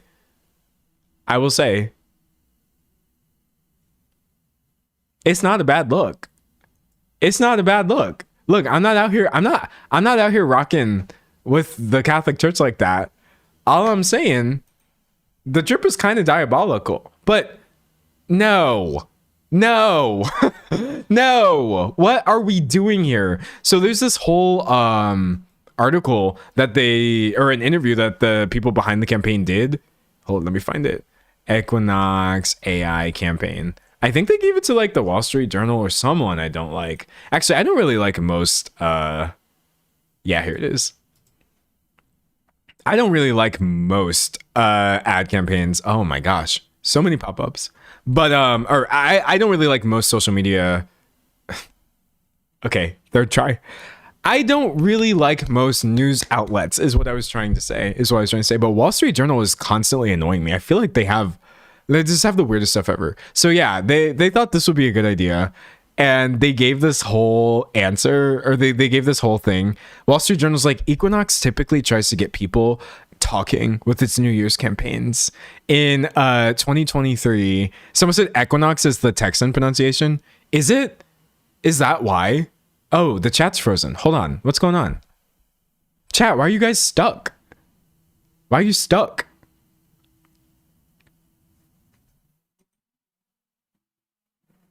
Hold on. I'm gonna get y'all. I'm gonna get y'all unstuck. I swear.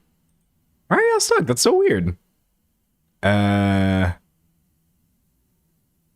You don't seem stuck elsewhere, which is kind of weird. So is it a refresher in OBS? Okay. Look, if I only have to refresh every 2 hours, I'm fine with that. Because I stream, hold on. Properties, refresh cast of current page. Oh, wow. My viewers are so smart, low-key. Is it just me, or do I actually have, like, big brain people in my chat? I feel like I got big brain people in my chat. I'm proud of myself. Proud of myself.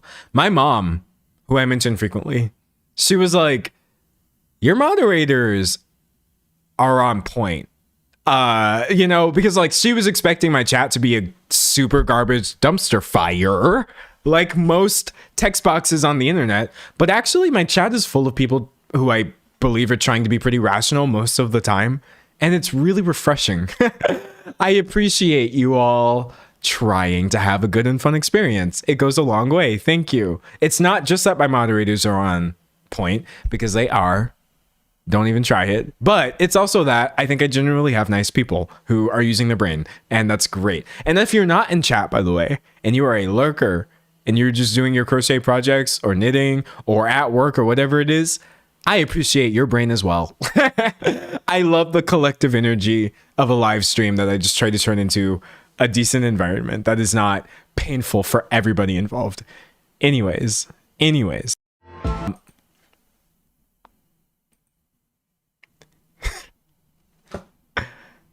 This is my second time accidentally clicking my starting soon screen.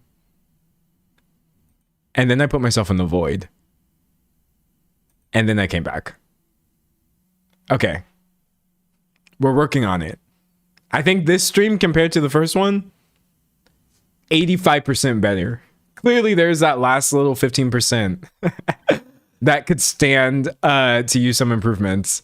Oh my God. But I'm gonna figure this out. All right, so anyways, Wall Street Journal asking Equinox about their weird campaign. It says, Equinox typically tries to get people talking with its New Year's campaigns. In 2023, its marketing effort banned new signups on January 1st. What was the genesis of this year's campaign? And Equinox says, I've been at the brand for about the last 5 to 6 months, so I'm relatively new, but definitely wanted to preserve the legacy and ensure we stay provocative and maintain our boldness. One of the key sources of inspiration was a simple observation that today we're just surrounded by filters, AI, memes, and all this imagery that is basically in our social feeds all the time. It just becomes increasingly hard around what do you believe, what's real, what's fake. Now, I'm not going to read the rest of this because this is literally just glazing Equinox until the cows come home. But let me tell you this right now. This is rage bait. Okay? This is bait. I'm not gonna how to word this. I feel fine bringing it to your attention because I don't think that you're all gonna rush to get expensive Equinox memberships because I talked about the rage bait marketing. I don't really think I'm helping them by talking about this. I know we say all publicity is good publicity. Not if nobody's paying. But I am so tired of rage bait marketing.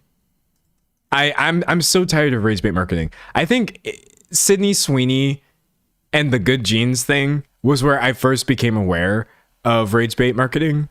We remember this. I wasn't posting online when that whole thing happened, right? I wasn't posting online. So nobody, like, y'all didn't get my annoying, unnecessary opinion about this, right? So when you take, this is a horrible picture. You can't even read it. But when you are taking this blonde-haired, blue-eyed white woman and saying Sydney Sweeney has great genes, things are not divorced from their context, okay? It doesn't matter how much understanding I try to offer to people or whatever. Boardrooms in which everybody's sitting in the room, it's their job to make sure the things that they're saying are not going to be taken out of context.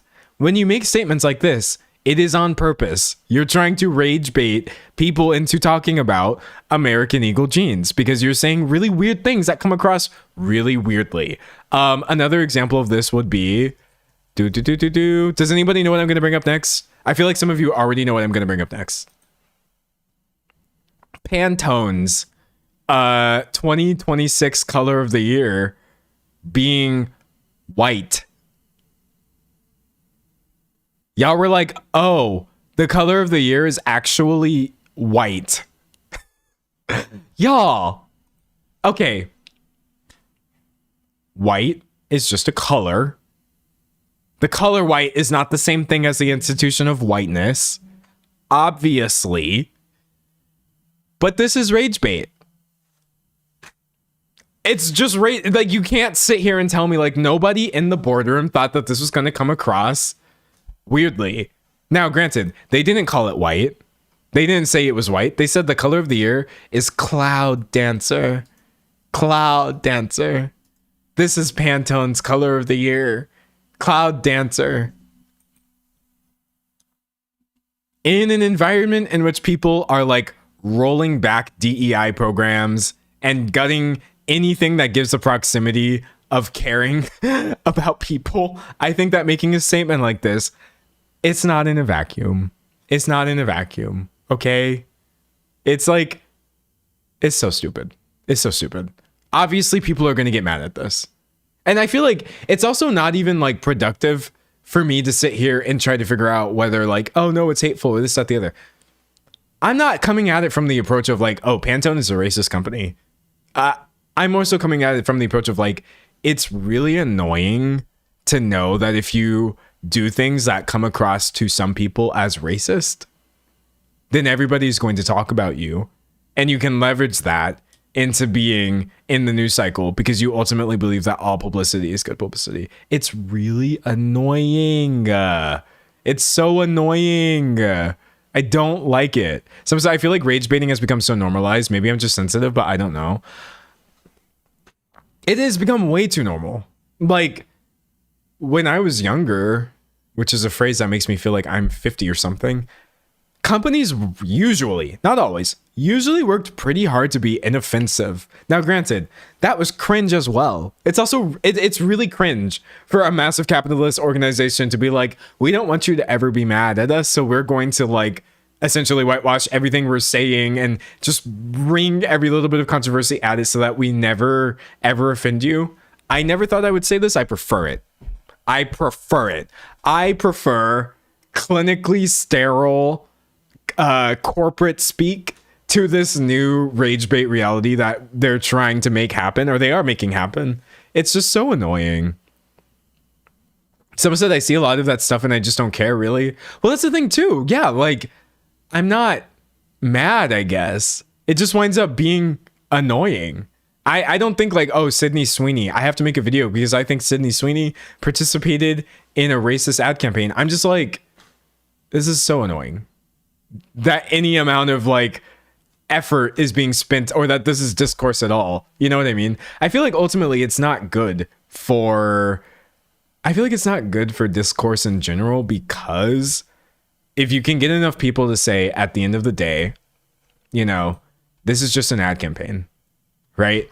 Or to say at the end of the day, it's just jeans. It's just a picture on a billboard. I feel like emphasizing the whole it's not that deep narrative when it comes to people bringing up things that are striking them as racist, it feels kind of insidious to me personally, but like, I don't know. I don't know, bro. I don't know.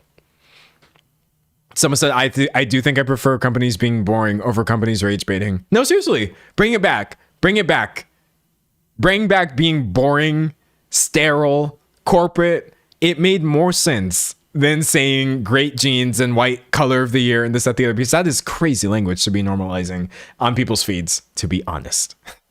Someone said, do you think the AI Coke ad was rage bait? I didn't see the AI Coke ad. I saw a lot of people talking about it. And you know what I said to myself? I don't want to see the AI Coke ad. I don't know what was in there. And I'm kind of happy about it. I want to bring y'all good topics. I do want to kind of be the filter for like a lot of things that happen because it's fun to talk about. But with AI specifically, my burnout level, I reach it a lot faster than other topics. There's only so much attention I can even spend thinking about AI nonsense. Actually, I don't know if y'all realize how bad it's gotten. You may, I'm not knocking you, but what I'm saying is like, a lot of you don't watch AI content, right? You're here right now in the live stream listening to some very real person spew nonsense at you while trying to be entertaining because on some level you don't enjoy AI content, right? I feel like you might be in a bubble that I am unfortunately going to pop for you, because I was in that bubble too. I don't watch AI content. I don't watch AI channels. When people use AI, even for their visuals, honestly, I tend to just nope out of it, because it's like, I would rather see something real, even if it was imperfect. But when I stepped out of kind of the bubble of the things I was watching, and I started looking at the things that people were actually watching, I realized how bad the AI situation has gotten on YouTube. It's so bad. It's so bad. Okay, so there's this article right here from The Guardian. Whoa, my screen's so big. Hold on. Okay, so there's this article right here from The Guardian that says more than 20% of videos shown to new YouTube users are AI slop. This is a very recent article, the end of last month, right?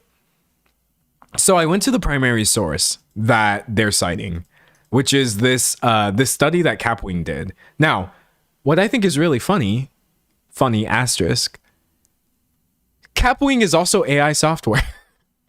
Unless I'm mistaken, and I don't think I am. I swear, yeah, AI powered editing tools to help your team create better and faster. But hold on a second.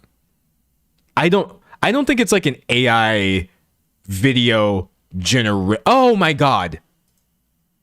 It is. Capwing is literally, they have AI video generator software. So when I tell you already this was a source I was not very interested in listening to, I was not very interested in hearing an AI video generator's opinion about AI. But I can't afford to throw out data when so much of my channel is about trying to be accurate. And Capwing actually did really, really good research in this article. I'm not team Capwing or whatever. I think we can throw out the source and kind of just look at some of these numbers. So listen, what they did was identify the top 100 trending YouTube channels in every country and basically just note which ones were AI slop, right? Obviously AI slop is not really possible to like scientifically well, no, I would say almost everything that is AI could be considered slop, right? But I would say, you know it when you see it though. You know what I mean? There is a special brand of AI content that is designed to be so stupid and so obviously fake. I think that one picture from The Guardian is a great example. This is AI slop. We know that cats can't bodybuild. Okay, we know it's not even trying to trick us into being real. It is genuinely like brain rot garbage content. Also, it's really funny, by the way, people in tech, hold on, I think it was Microsoft, urges people to stop saying slop. Y'all, when you call AI slop, you are pissing off tech CEOs. I'm just giving you some information that you can do with what you will. When you in your mind think of AI as slop, you're actually getting under. You might have thought to yourself, wow, this situation is so annoying because I have no way of getting under these people's skin. Actually, it turns out big tech gets really annoyed when we think of AI as slop. Microsoft's Nadella wants us to stop thinking of AI as slop. A couple weeks after Merriam-Webster named slop as its word of the year, Microsoft CEO Satya Nadella weighed in on what to expect. And he said he wants us to stop thinking of AI as slop and start thinking of it as bicycles for the mind. Bicycles for the mind? First of all, that sounds AI generated because it makes no sense in a way that I associate really heavily with AI. But let me just tell you, next time you type the phrase AI slop, feel good knowing that Satya Nadella just his ears started ringing, or like I shouldn't use ear ringing as a metaphor because I have tinnitus and that stuff is awful. I wouldn't even wish it on the CEO of Microsoft. But just know that his pillow is uncomfortable that night anytime you say AI slop. But anyways, Capwing, the AI slop generator, did some research into trying to find out like how much AI slop are people actually consuming, right? And they did this by identifying the top 100 trending channels of each country, going to their social blade to see the number of views and subscribers, and they're just guessing how much money these people are making. And then they did this all from a new YouTube account to see what brain rot videos were getting recommended to them. And what they found is that, and by the way, this is not blaming any specific country. When you look at this chart and see how many numbers there are, it's not like there is a tech hub. There's an AI slop capital of the world. There are millions and millions of subscribers to AI slop channels anywhere there are people watching YouTube. So I'm saying the regional data part of this doesn't really matter. Just know that in every language, you've got people watching AI slop in Portuguese, in English, in Spanish. I said Portuguese and I pointed to Spain.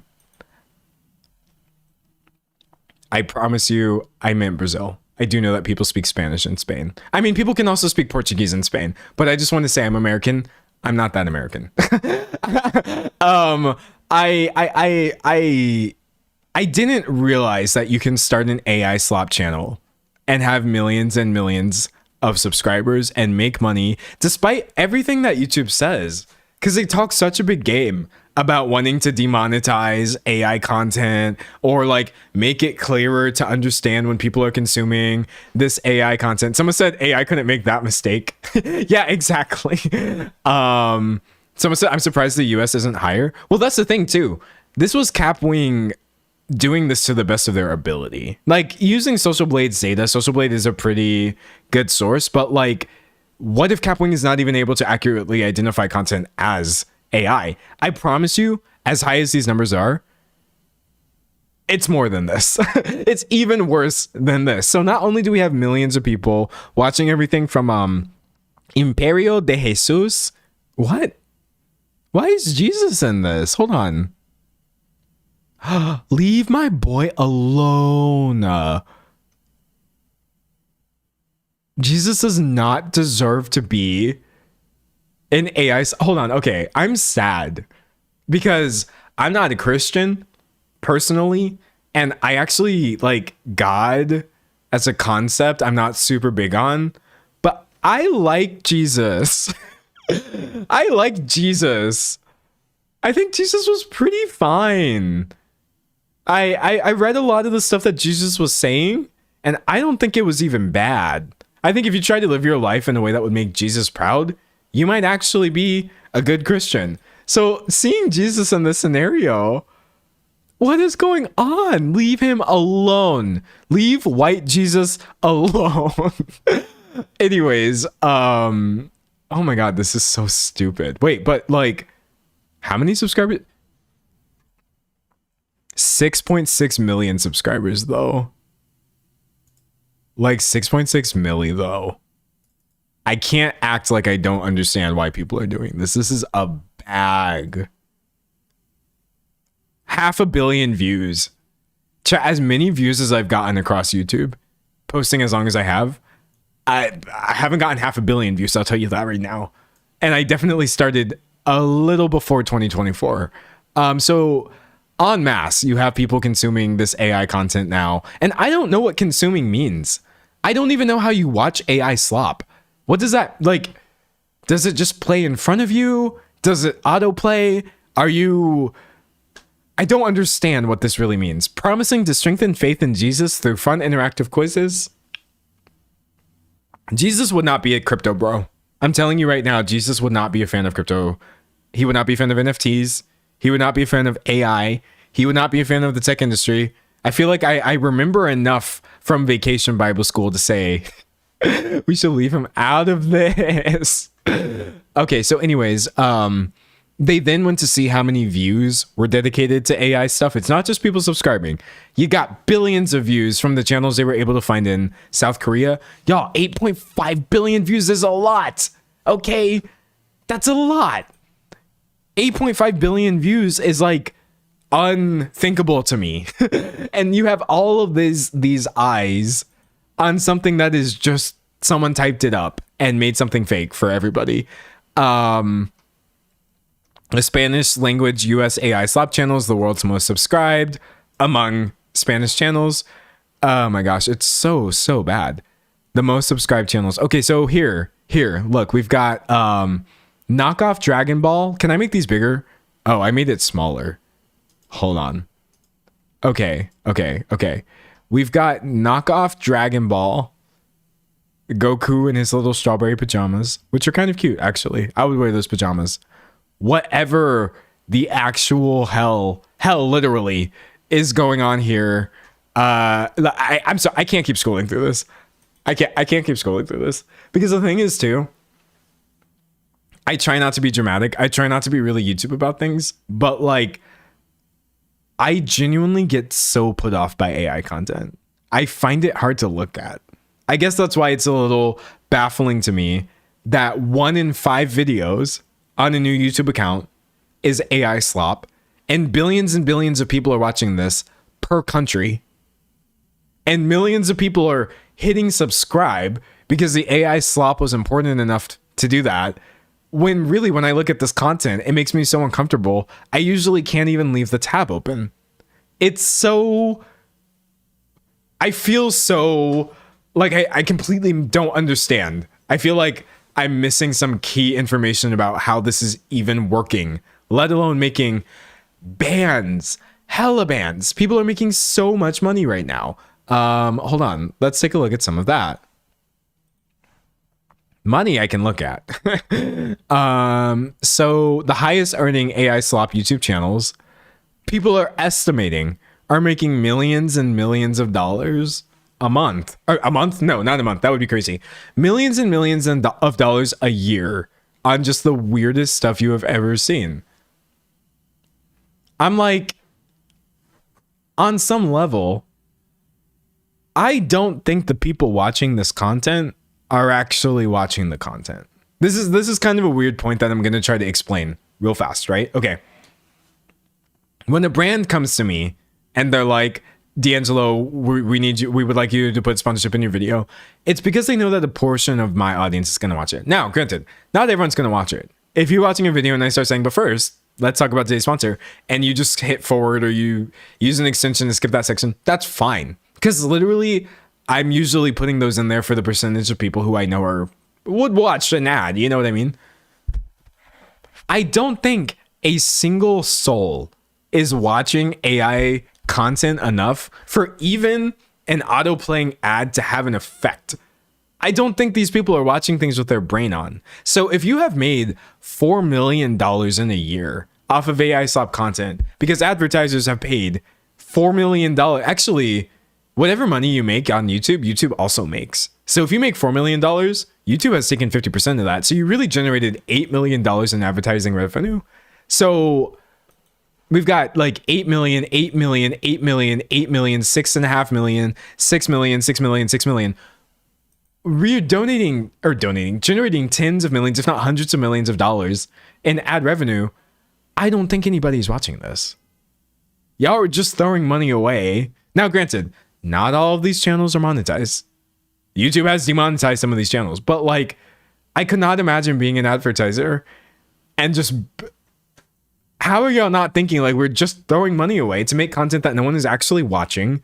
Nobody has their brain on when any of this is happening. I didn't realize that it was 20% of new videos for a new YouTube channel being AI slop. I didn't realize that it was in the millions. It's insane. Someone says AI watching AI. It feels like it honestly feels like it's got to be bots.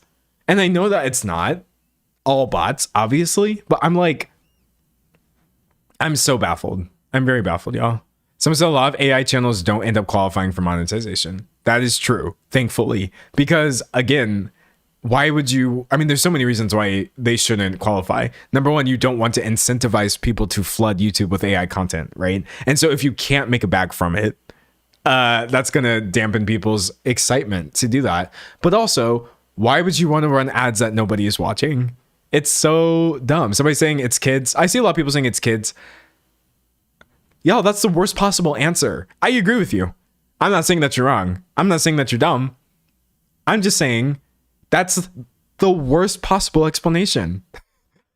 Worst case scenario would be that it's kids watching this. And I know that you're right. I just don't want to. I don't want to believe that this is what kids have to watch. Can I do a story time really fast, actually, speaking of kids? Okay. I'm not going to name names, right?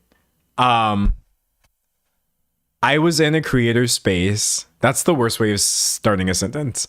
It's just like a Discord server that has a bunch of creators in it that are monetized in the YouTube partner program and are like trying to do it full time, right? And so I liked that Discord server because everybody there was like an adult. That's usually typically how that works. It's actually not really easy to like do YouTube, you know, cohesively enough to like get into the partner program as a child. That's not usually something that happens. So, and this was a while ago. In one of these spaces, a 14-year-old manifested out of thin air. Like, it was all of us talking, and then there's one person who kept saying things. I'm like, this person seems super young. Because they were saying, hold on, wait, I just realized the chat froze. Oh no, the chat did not freeze. Wait, no, it kind of froze. Okay, we're back. So like right off the bat, you know, a kid being in this environment with a bunch of adults, I was just kind of like, whatever, it doesn't really matter that much, I guess. But when the kid kept I'm referring to them as the kid. Again, names aren't important here at all.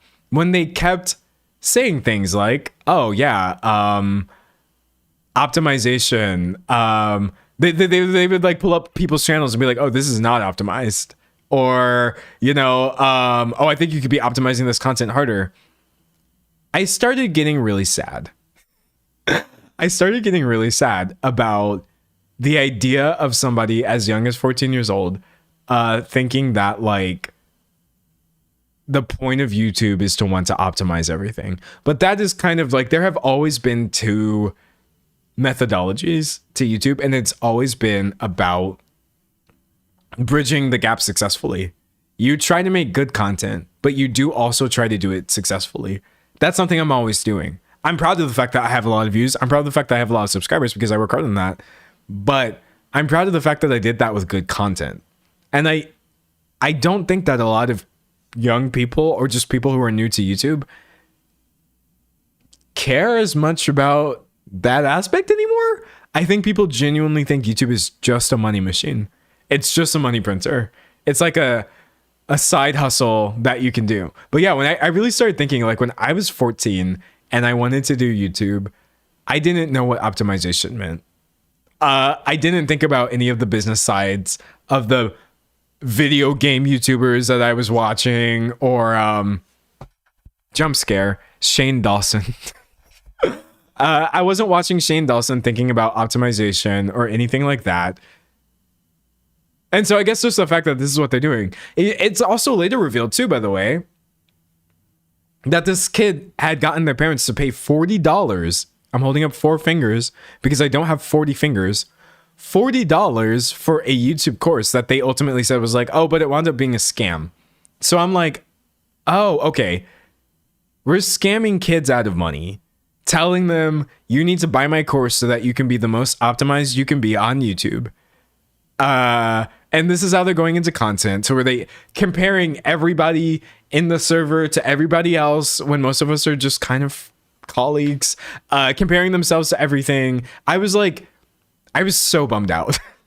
Anyway, that's enough of me talking about this random kid, because I'm not actually trying to single one person out. I'm more so just bringing up the fact that like I have seen the future and it is robotic. It's a lot more robotic than the YouTube videos you're getting from me or a lot of the creators you like following. That's not what a lot of people are trying to do now. Someone said scamming children is sick behavior. It is, yeah. Well, people are really dishonest. I think the reason you should never buy a YouTube course is because no YouTuber is going to tell you that there was a portion of their success that came from them getting lucky. You can't sell that. You also can't sell the idea of like, you should just try your best and move one video at a time.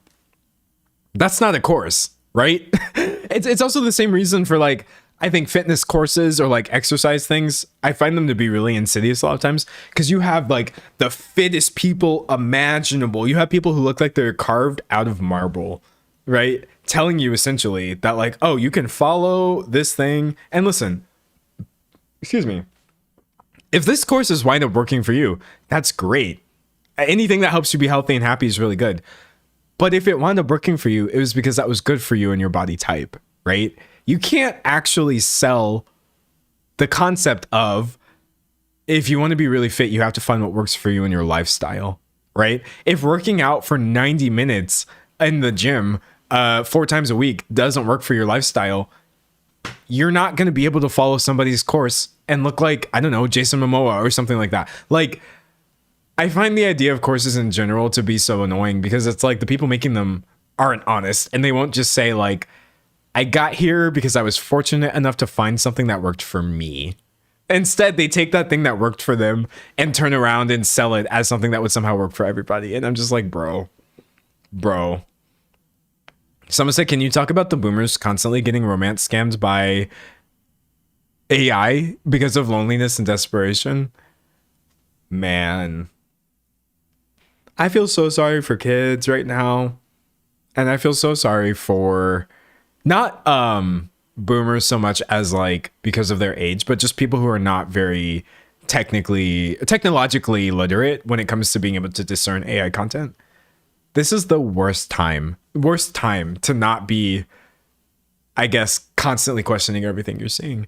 You're going to get scammed. Trust that you will get scammed at this point if you are not constantly asking yourself, is this real? Who is posting this? And what incentive do they have for me to see what they're seeing right now? Somebody said I have no sympathy for boomers. Sorry, not sorry. I do. Listen, regardless of your opinions or your age or whatever. Also, by the way, now I'm kind of doxing my personal life a little bit. I go to a book club. Saying that, I feel like I'm trying to sound so cool or whatever. There's so many boomers there. I think, the youngest person in this book club at 27. And like, I know you may have been kidding when you said you don't feel sorry for boomers, but I just want to say there's some lit 70-year-olds out there. If you're 70, you're a boomer, right?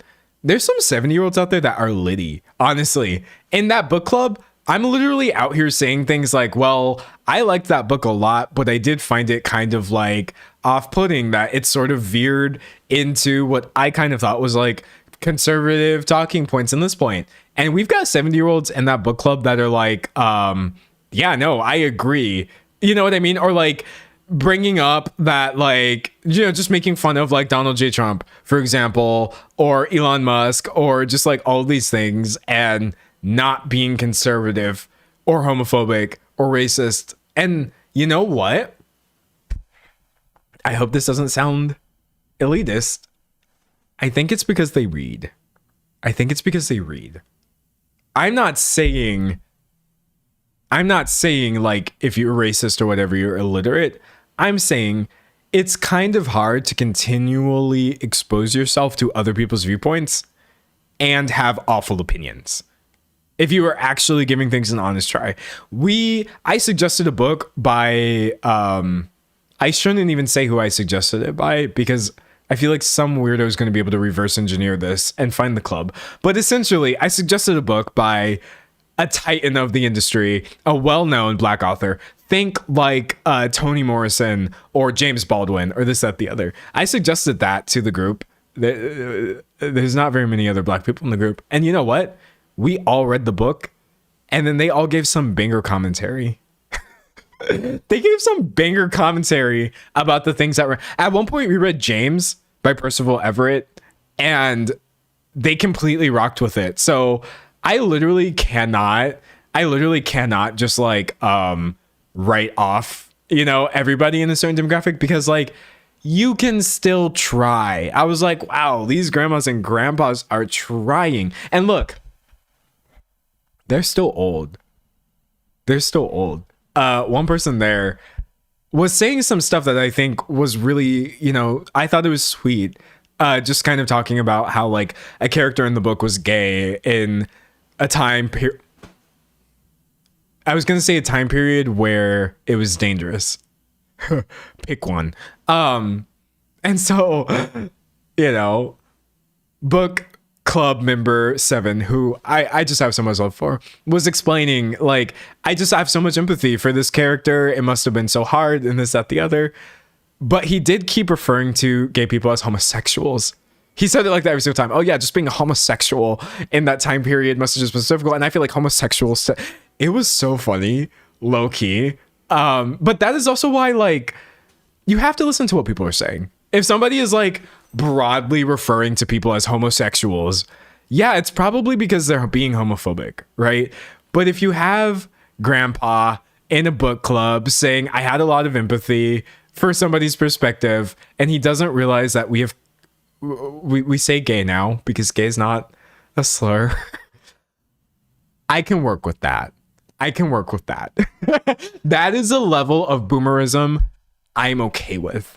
Go ahead and use the wrong term, as long as it is not stemming from a hateful place, okay? As long as it's not derogatory, because it's also not like homosexuality is derogatory in and of itself. You're not calling them slurs. I put up with it. Some of my relatives are like that. Well, I think it's because, like, you really can come from a good place and still, unfortunately, do things that are ignorant. A lot of older people were taught that being gay is bad. I know that that's the dumbest point ever that I just made, but, like, it's not easy, I guess, growing up, and it's like, gay is bad, gay is bad, gay is bad. And then, like, hearing something reclaimed really strongly and beautifully, and then shifting your mindset over. I think a lot of people are trying to be respectful by not saying gay. A lot of people are trying to be respectful when they say African American instead of black. And I'm like, that's fine, but being black is awesome. I'm so black. I'm so very black. I'm often the blackest in the room because I live in the US South.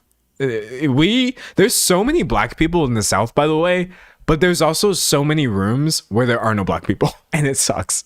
But, like, call me black, call gay people gay, you know what I mean? But, like, it's not always because people are uncomfortable with the idea of gayness or blackness. Sometimes it's leftover things from when they were just miseducated, you know what I mean? So you have to think about what are people saying. I urge you to think about what people are saying and not always just how they're saying it. Somebody said, help, I just joined. Welcome. We're talking about boomers, whether you should call homosexuals homosexuals. Plot twist, you should not. In the year of our Lord 2026, and book clubs, and why I think they're super awesome. Because by reading, I think it makes you less likely to be racist. As long as you are not reading weird books by weird people. Someone said if they're saying blacks, I can't help but side eye. Yeah, no, I'm sorry. I would never let somebody say blacks in my presence. I really wouldn't. I'd be like, black people. Blacks. Y'all, come on. You ain't that old. I don't care how old you is. You ain't that old. No, nobody is that old to think that blacks is an appropriate way of referring to black people. Also, I like how you can low-key just substitute people after almost any term and have it not be offensive. You want to refer to any group, you can essentially just say what they are and then say person, and they're probably not going to be offended. You want to talk about an autistic person? If you say autistic person, I feel like you have 9.5 out of 10 chances they're not even going to register it. I think when we start getting into labels that are not person-centric, that's when everything starts getting really weird. That's when people start feeling like, oh, I don't like this label, I don't like that label. You know what I mean? Someone said humanization. I love humanization. Yes, let's humanize everybody and refer to people as people. Someone said, what about people of color? That's why I like the term people of color, because we are people. Someone says the same vibe as females. Oh, yeah, no. Okay, hold on. Females gives me the ick. Me. I'm not a woman. Plot twist. I could be. If I looked like this and I was a woman, y'all would all have to deal with it. But, like, I'm not. And I do still find the word females to be so weird because I'm like, this ain't biology class, bro. People, unfortunately, people say females to me a lot because I'm in scenarios where I'm talking to guys a lot. And it's still the dominant method of referring to women for a lot of guys. And I'm just like, they sound like lab creatures.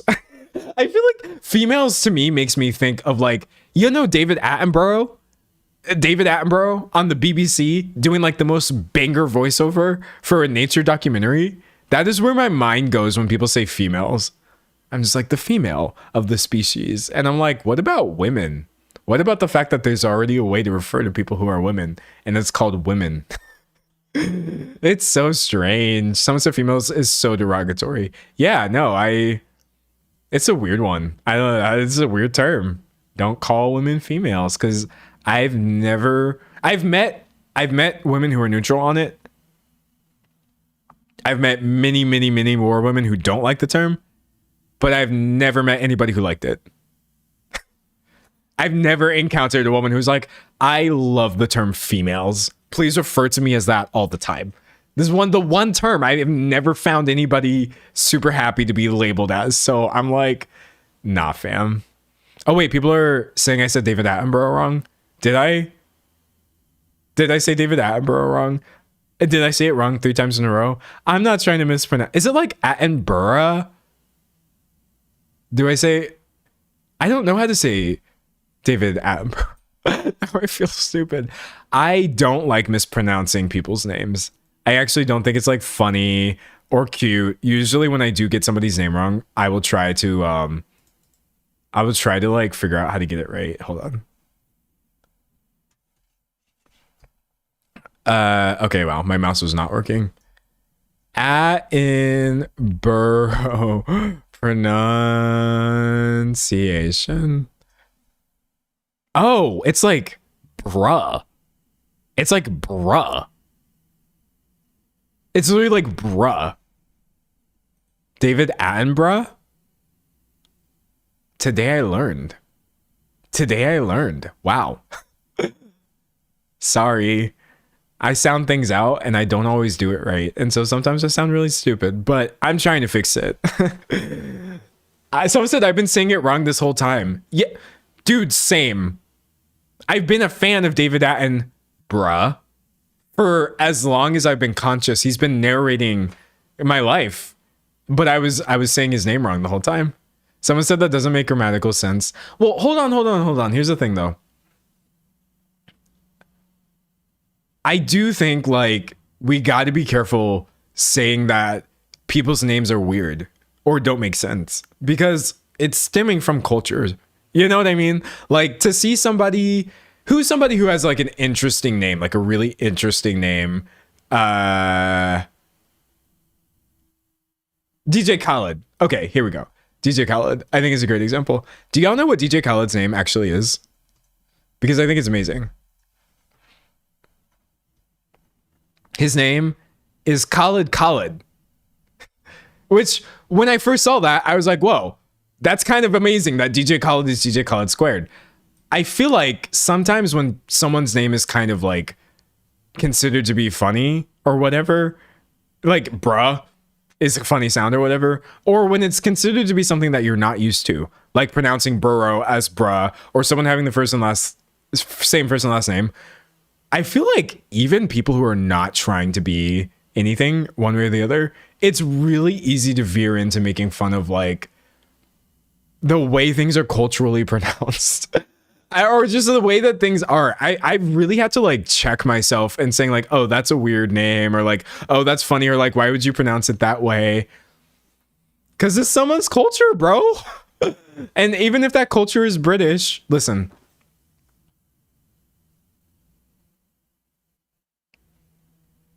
I don't know if y'all can get me to sit here on a live stream and say that you have to respect British culture. But all I'm saying is David Attenborough still deserves to have his name pronounced correctly without saying it makes no sense. That's all I'm saying. That's all I'm saying. That's all I'm saying. Lupita Nyong'o. Exactly. That's a great example. Yeah, no, I'm so bad. I'm so bad about it because I feel like people are just way too quick to make fun of other people's names. And I'm just like, no, don't do it. Don't do it. Don't do it. Okay, now people are saying it's Attenborough in it. No, get out of my chat right now. You're not going to sit here. You're not going to sit here and radicalize me into speaking British English. You're not going to radicalize me. I know you're joking. It's not Attenborough. I try to be as non-British as possible, okay? Because despite everything I just said about respecting the way people pronounce their names and stuff, I don't have respect for the way that words are pronounced in Britain. I don't have respect for British English. I'm sorry. That's the one thing that you're not going to waterboard out of me, is any amount of respect for British pronunciation. Y'all be doing the most. Y'all do the most. And if you are going to sit here and argue with me right now, I can feel some of y'all saying like, oh, D'Angelo, this take is kind of weird. D'Angelo, I don't know about this take right now. It's kind of getting a little odd. You're veering into some territory I don't like. Okay. You see the word lieutenant? Lieutenant, which is pronounced lieutenant because it says lieutenant. Do you know how this is pronounced by some British people? It's pronounced lieutenant. They put an F in it.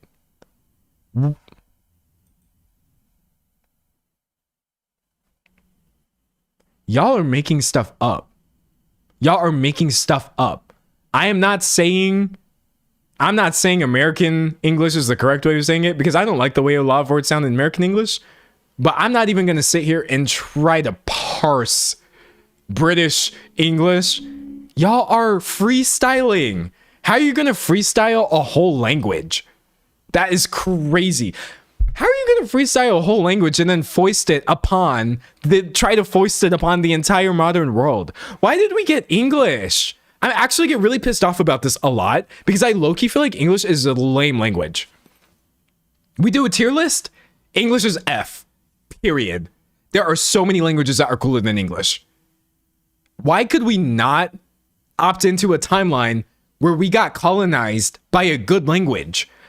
I get so pissed off thinking about how much cooler it would be if English was not the thing that we were all trying to pronounce and force into everything. It makes me mad. It makes me mad. If I have to be colonized, if it had to happen, y'all should have pulled up with a really dope language. That's all I'm saying, man. That's all I'm saying. Someone said English is 3 languages in a trench coat pretending to be 1 language. It's a mess. It's a mess. It's a mess. Somebody said Portuguese. I would almost say any language. I would almost say any language to me makes more sense than English. Not all of them. Not all of them. And I don't even know much about other languages, but I will say, like, anything would have been better than this. Anything, man. Save me. English has its goofy moments. Yeah, no. English is just a collection of rules that we're breaking all the time. Someone said, but you Americans don't say colonel for colonel. No, we say colonel. Y'all pronounce this as colonel, right? Like Colonel Sanders? Yeah, totally. Okay, wait. Then again, why do we do that?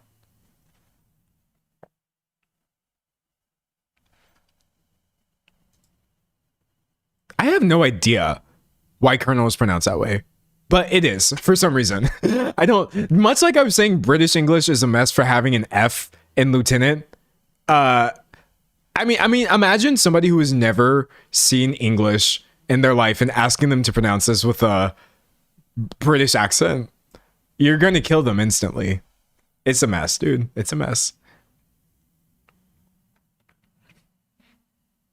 I'm reading chat. Someone said Chinese does not make more sense in English. Well, here's the thing, though. Have you ever heard the term familiarity breeds contempt?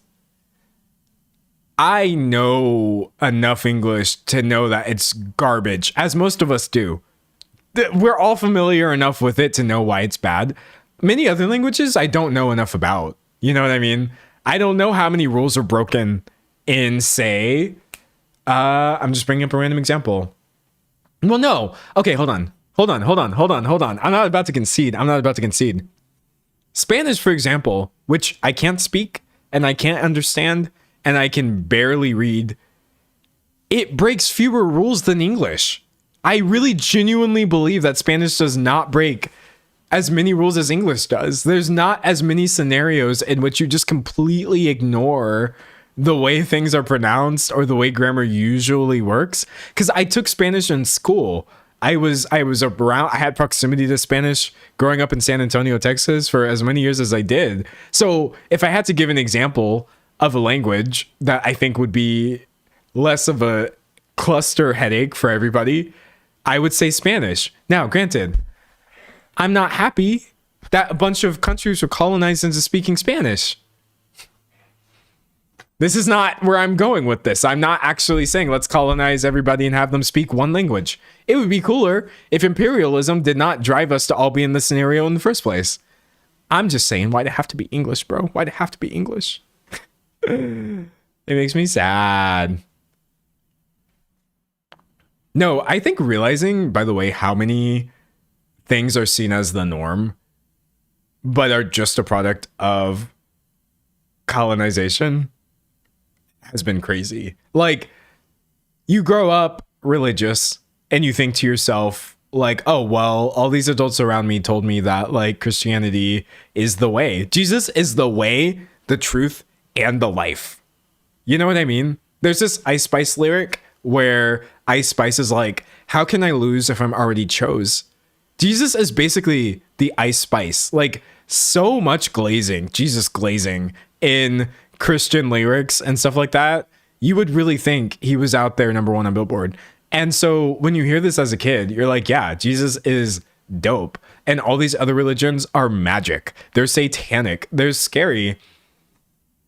And then you sort of realize, like, wait a second. Why am I a Protestant Christian?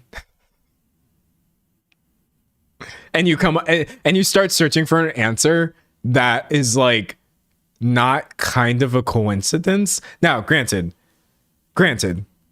if Christianity is for you, it's for you. I've never been that kind of person who knocks spirituality. I knock religion, organized religion, as a tool for disadvantaging people. I don't support it. I don't support Christianity as a tool for disadvantaging other people.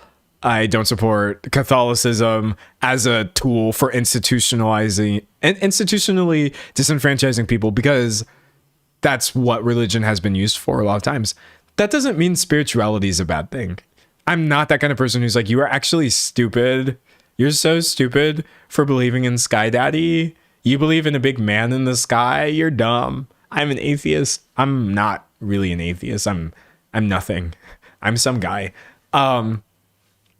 But when I started asking myself, like, but why am I Christian though? Is it really because like a boat happened a few generations ago and now I'm here and the boat people were like, this is the real religion? And now all my people are like, this is the real religion? I started getting so skeeved out. And I was like, what would I actually believe if nobody had forced anything upon me or anybody in my lineage or my ancestry? And that's where I kind of came to the conclusion that, like, I don't have a religion or opinion on God. I think if nobody had ever forced Christianity upon anybody within my family, I would probably just be like, I don't know. And so that's where I am now. The existence of God? I don't know. I don't really care. I don't think I would think about it that much. Because, like, it doesn't matter. He's not going to come down here and pay my bills. So that's my current opinion, is like, I'm not a Christian, but I'm also not an atheist. I'm not anything. I'm not someone who's very interested in what other people are doing with their religion. I value my freedom of not being able to care. You should have freedom of religious expression. You should also have the freedom to not express anything religiously, in my opinion. Somebody says, I think the universe just does stuff. I kind of feel that way too. There was this album that whose title I really like. I think it's in the electronic. Someone said it's literally agnosticism. Hey, if that's agnosticism, call me an agnostic, for real. But like, there's this album that I'm trying to pull up right now, but my computer is black screening. Okay, here we go. We're here. And I love the title of it so much. Or it might be an EP. It's an album by DJ Python called I Was Put on This Earth. It came out last year, right? I think so much of the framing of Christianity for me and a lot of religion and stuff like that is like, I was put on this earth to do this. I was put on this earth to spread the word of God, or I was put on this earth to, you know, I forget the word where you're trying to like make people Christian. You know what I'm talking about? Evangelical stuff and stuff like that. There's just this whole concept of believing that you were put on this earth for a reason, right? And so when you do start deconstructing, it's hella depressing to think to yourself like, oh, actually, I wasn't put on this earth for a reason. Because I wasn't put on this earth for a reason. I really wasn't. But seeing this album title and kind of realizing, but I was still put on this earth, though. It might not have been God's plan or like some sort of grand design, but for whatever reason that I don't have to figure out, I am here right now. And that is actually miraculous. That's enough of a reason for me to try to stay here and be a good person because I am here. And there were so many scenarios in which I could have not been here. Probability wise, statistically, it's bizarre that I was put on this earth and that I'm currently on this earth. So I'm just going to try to live my life as if that sentence doesn't have a bunch of words that come after it. What were you put on this earth to do, D'Angelo? I don't know, but I was put on this earth, so I'll try not to suck really hard. Try not to be an awful person all the time to everybody. That's all I've got nowadays. That's where I am spiritually. I'm here. Amen, brother. Yeah, I see a lot of amen brothers in the chat. Yeah, amen. Amen. You know what's weird too? Like, I think about too, like how much, and then I'm going to pivot off of Christianity after this point. I'm going to pivot off of it because we have been talking about it for a while. But realizing how much of the way Christianity is sold as an answer to your mental health problems and how that veers, unfortunately, into preying upon people who have anxiety and depression. Bro. Now listen, if you are somebody who's like, well, actually my faith allows me to feel confident and comfortable and secure and be a better person and stuff like that, I ain't talking about you. What I'm talking about is there's a lot of Christian music and churches and stuff like that that are like, are you lacking purpose in your life? Do you feel lost? Do you feel directionless? Do you feel on the edge? Do you feel kind of vulnerable? Do you feel kind of edgy, kind of strange? They are saying almost everything, but like, do you want to die? But you haven't figured out why yet. Come over here. Come over here. We've got you. And I think like, that's not a great place to try to convince people to make really big decisions like committing themselves to a religion.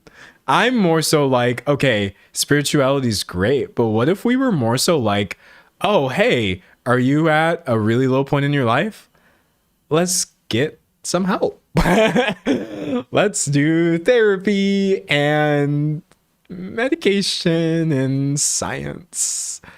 I don't know. I feel like those things are a little less skeevy to me than just being like, you need to come join our religion because you have mental illness. Because sadly, that was a large part of the reason why I stayed in my religion for so long. I was like, well, I have depression real bad. I have anxiety real bad. But Jesus is here to help me with that. So I have to stay in this environment. And I have to support all these things I'm being told to support and this, that, the other. And not realizing like, oh, there's other options. Jesus wasn't the only option. Anyways, I'm pivoting off of religion because I've talked about it enough for one stream. But I do love talking about it. It's such an interesting thing. Someone said that Jesus would agree. I know. He would, though. Jesus was pretty cool. There's a lot of things in the Bible that I said I'm pivoting off of religion. I'm still talking about it. Last thing. There are many, many things in the Bible that are wrong and that I disagree with. But I don't think I disagree with anything Jesus said. And maybe that's just me being like, I'm still too Christian brained, even though I'm not a Christian anymore. But I think Jesus's core messaging was kind of dope because it mostly was like, hey, stop judging people. You're not better than anybody else. It's God's responsibility to sort people out, not yours. You are all calling this woman there's this point where everybody's calling this woman essentially like a whore. You're a whore, you're a whore. And Jesus was like, oh, y'all are whores, actually.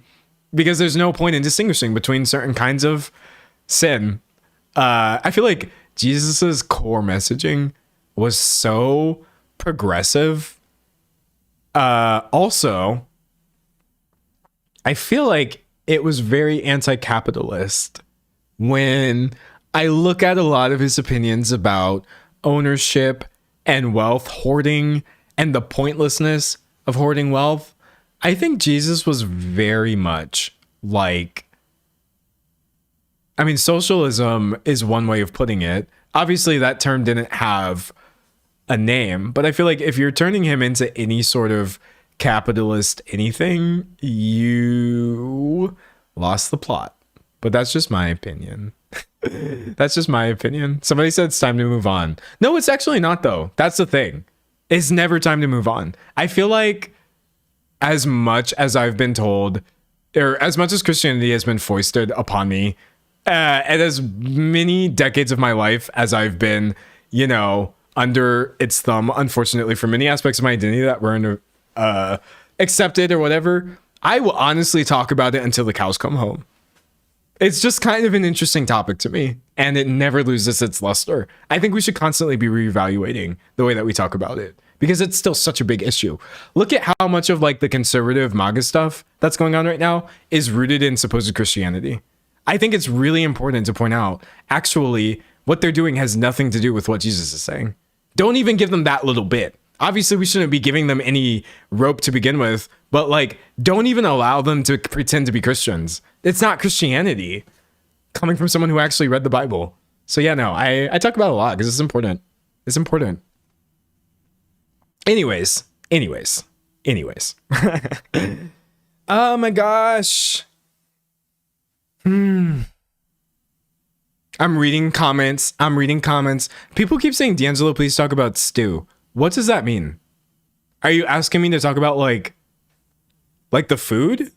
Like the drink? Stew? Like soup? Beef stew? In general? If you want me to talk about that, I will. Is this what we're talking about? Or are we talking about something else? I feel like I saw more than one person asking me to talk about stew.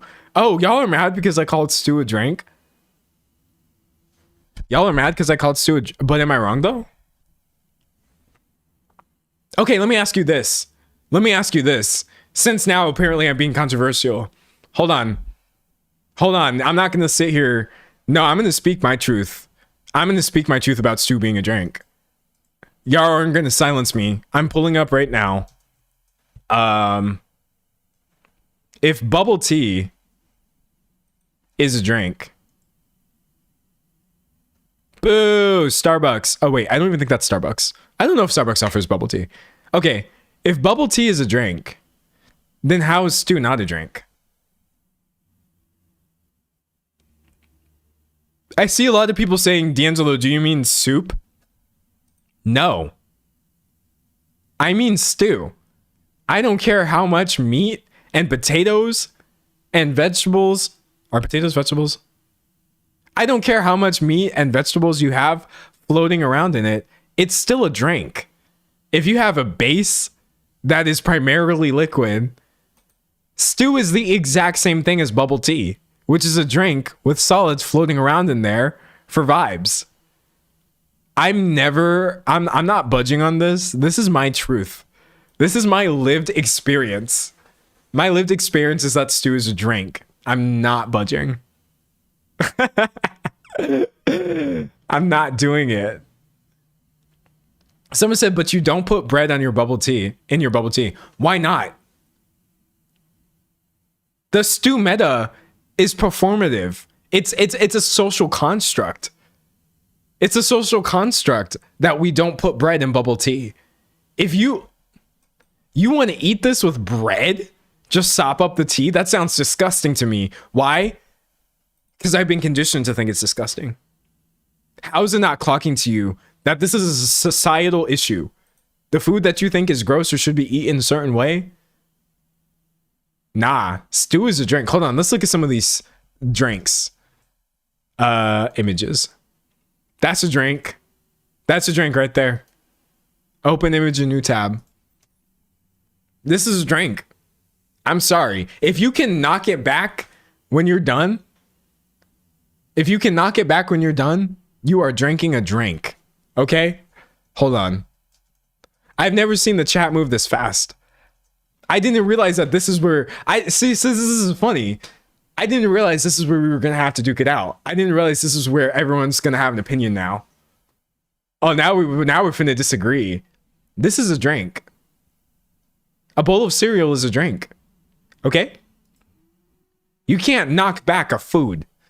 If you're eating an apple, you can't finish the apple and be like, oh, that was delicious. Let me finish the rest of this. Because apples are food. Solid food, not drinks. Okay? Beef stew is a drink. Bowls of cereal are a drink.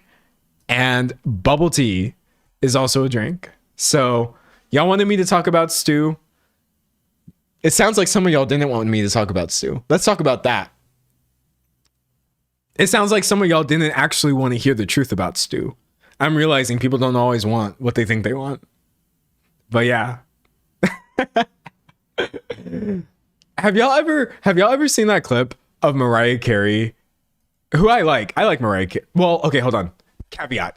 I'm trying really hard in the year of our Lord 2026 to not say that I like celebrities because I don't want it to bite me in the butt. I don't know Mariah Carey. However, I like Mariah Carey's work. And I find the way she presents herself to be pretty funny for the most part. But have y'all ever seen that clip of Mariah Carey talking about 9/11? Because it's so funny. It's... Wait, I shouldn't say that. I shouldn't say it's so funny. Okay. So I'm just pulling this. I'm literally just pulling this from a random subreddit. I'm not endorsing the subreddit. But randomly during a concert, Mariah Carey, and who knows, this may be clipped out of context. Maybe she was responding to something. She just randomly says this. No. Well, you don't want to hear about 9/11.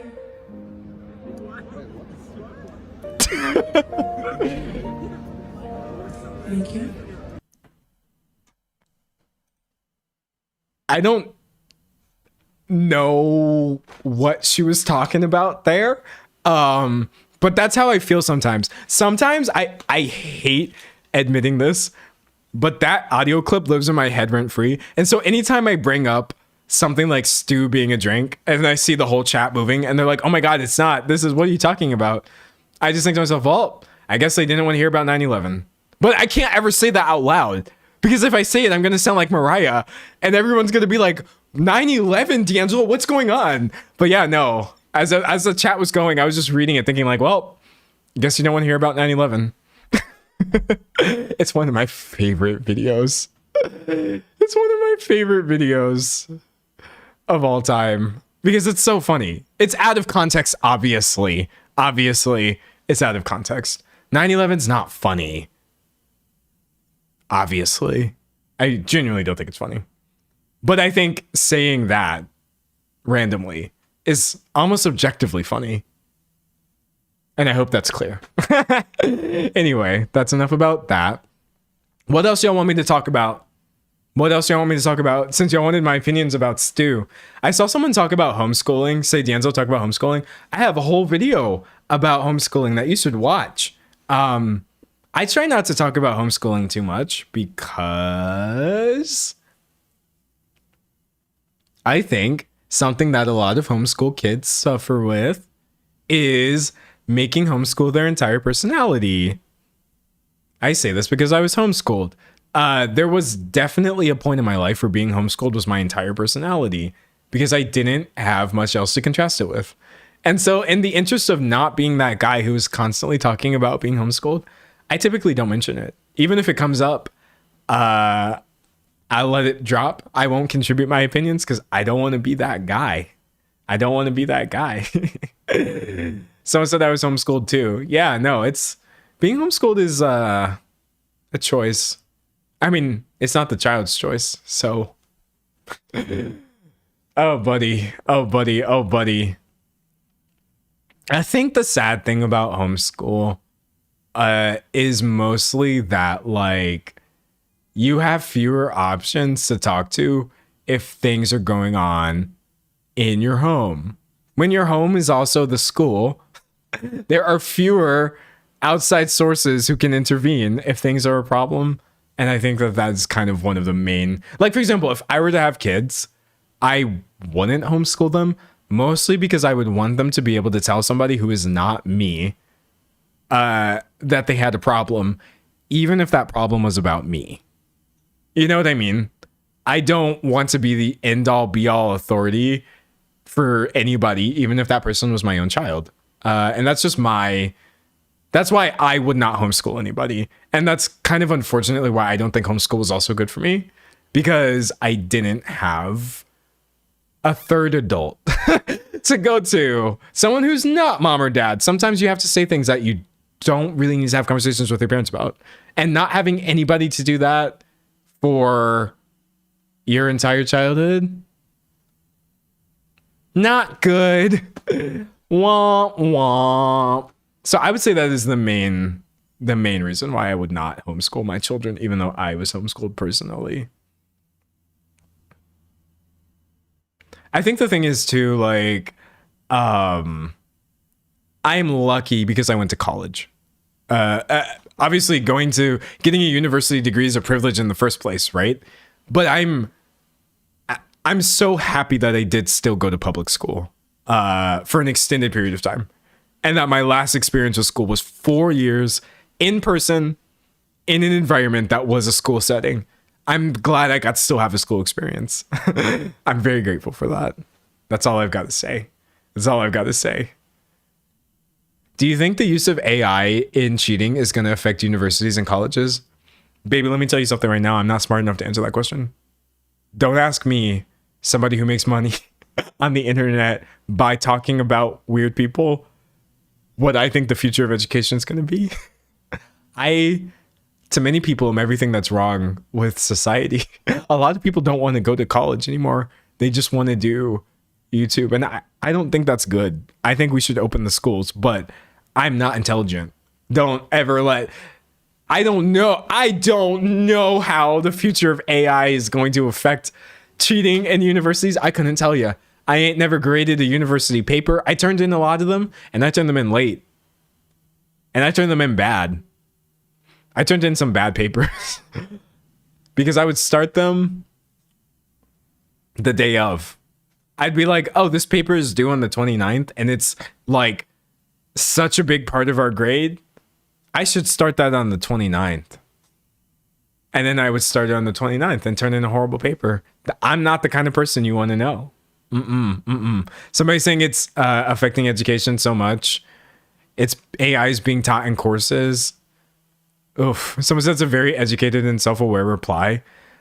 I don't know. I just think, like, here's the thing. Like, as a YouTuber, somebody whose job is stupid, I'm never going to be able to be 100% self-aware because I'm myself. How could I be aware of it all the time? But I do think when people ask me my opinions on things, I try to stop and ask myself, hey, YouTuber, what do you actually know about this topic? It helps me a lot. When I say, hey, YouTuber, what do you know about AI's usage and cheating scandals in university? It stops me from opening my mouth and saying, well, actually, guys, let me give you this hot take about this thing that I have no proximity to. I sound a lot less dumb because I try not to be. And I can't be knowledgeable about everything, but I can try really hard not to speak about things that I'm not knowledgeable about. and I hope that makes for a less grating experience when I talk about things. Somebody said, what was your degree about? Let's talk about it. Let's talk about it. We're going to talk about me in school. I'll show you the footage of me graduating from university because it's actually really funny footage. Wait a second. I pressed the wrong button. Okay, we're still streaming. Anytime I press the wrong button, I'm like, bro, I'm scared. Okay. So I went to school, a university, which I'm okay saying now because I don't live in that place anymore. I went to Our Lady of the Lake University in San Antonio, Texas. Beautiful school. You know what I mean? The campus itself is really amazing, but I feel like it's really funny, the degree that I wound up getting, because it sort of helped me with YouTube, but it also didn't really help me at all. And almost anything that you've ever seen me do, I have had to teach myself how to do because my degree was borderline useless. So, oh, I found it. I found a video of me graduating in 2018. Okay. Here, I'm gonna play this for you. This is really funny. Oh, it might not play. Hold on, wait. It might not play. Oh. That was me graduating college 8 years ago. Yay, let's watch it again. Give it up for D'Angelo Wallace. These were really strange times for me, honestly. That was approximately 3 months after I had uploaded what I consider to be my first YouTube video. So you can kind of see it in his face, as if I'm not this person. You can kind of, I smile, and then I'm kind of like, wait, it's over. What do I do now? When that whole university scaffolding is stripped away in an instant and you have to figure out who you're going to be, it's very jarring. I think on some level I realized this is the last time anyone is ever going to clap for me because I was smart. This is the last time I'm actually going to get validated because I did my work. Now all of a sudden I have to figure out who I literally am as a person, and how do I have a career, and what does this mean for the future of this person, D'Angelo Wallace. It was really, really, really scary. But yeah, mass communication with a concentration in digital film and television production, 2014 through 2018. So in school, they taught me how to use very expensive cameras. In school, they taught me how to write news treatments. So for example, you know how if you were here for the beginning part of the stream, I was able to sit down and be like, Mickey Rourke is a weirdo and I don't like him and he's not allegedly asking people for money on GoFundMe. School didn't teach me how to do that. School taught me how to do this. 80s icon Mickey Rourke is facing pressure after allegedly asking people for help on a GoFundMe. The star of The Expendables and Iron Man 2 caught a lot of flack over the weekend when a GoFundMe in his name went live asking for $100,000. Denizens of Reddit on subreddits like r/entertainment were very unhappy with this, citing his many lucrative film roles and even his recent work on Celebrity Big Brother, which he was subsequently fired for due to inappropriate comments. Rourke, that is what I'm really good at. That's what school taught me how to do.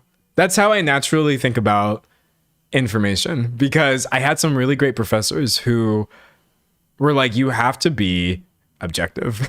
You have to be, I didn't go to school for news, but a lot of it kind of wound up being news centered. As a field trip, a college field trip, we went to our local news station and we watched them read off the teleprompter and do all of these things. So that's the only thing that was actually useful. College didn't really teach me how to write a script. It didn't teach me how to have any sort of camera presence or make a video. It just taught me how to think about information in a way that anybody can understand. And so when you're watching a video or a live stream of me talking about Mickey Rourke, and you're thinking, wow, he took a break to talk about Timothy Chalamet, but came back effortlessly and got back into this. Or you're like, oh, wow, this is a tricky situation, but I feel like I actually understand it. That is me trying to step out of my ADHD brain way of thinking about things, where it's like vibrating, and me going into college mode and being like, all right, this is for my 8 o'clock news viewers. They only have 3 minutes to get in and get out, and I have to get this information to them. That is what I'm really, really honestly great at due to college. And that's why I'm glad I went. I'm not going to be one of those YouTubers who's like, yeah, I didn't need to go to college to get 1 million subscribers or build a business. I probably wouldn't be able to make as good content as I do if I hadn't continually gotten feedback about the way I'm presenting information, the way I'm writing things, my clarity, etc. I'm reading chat. Someone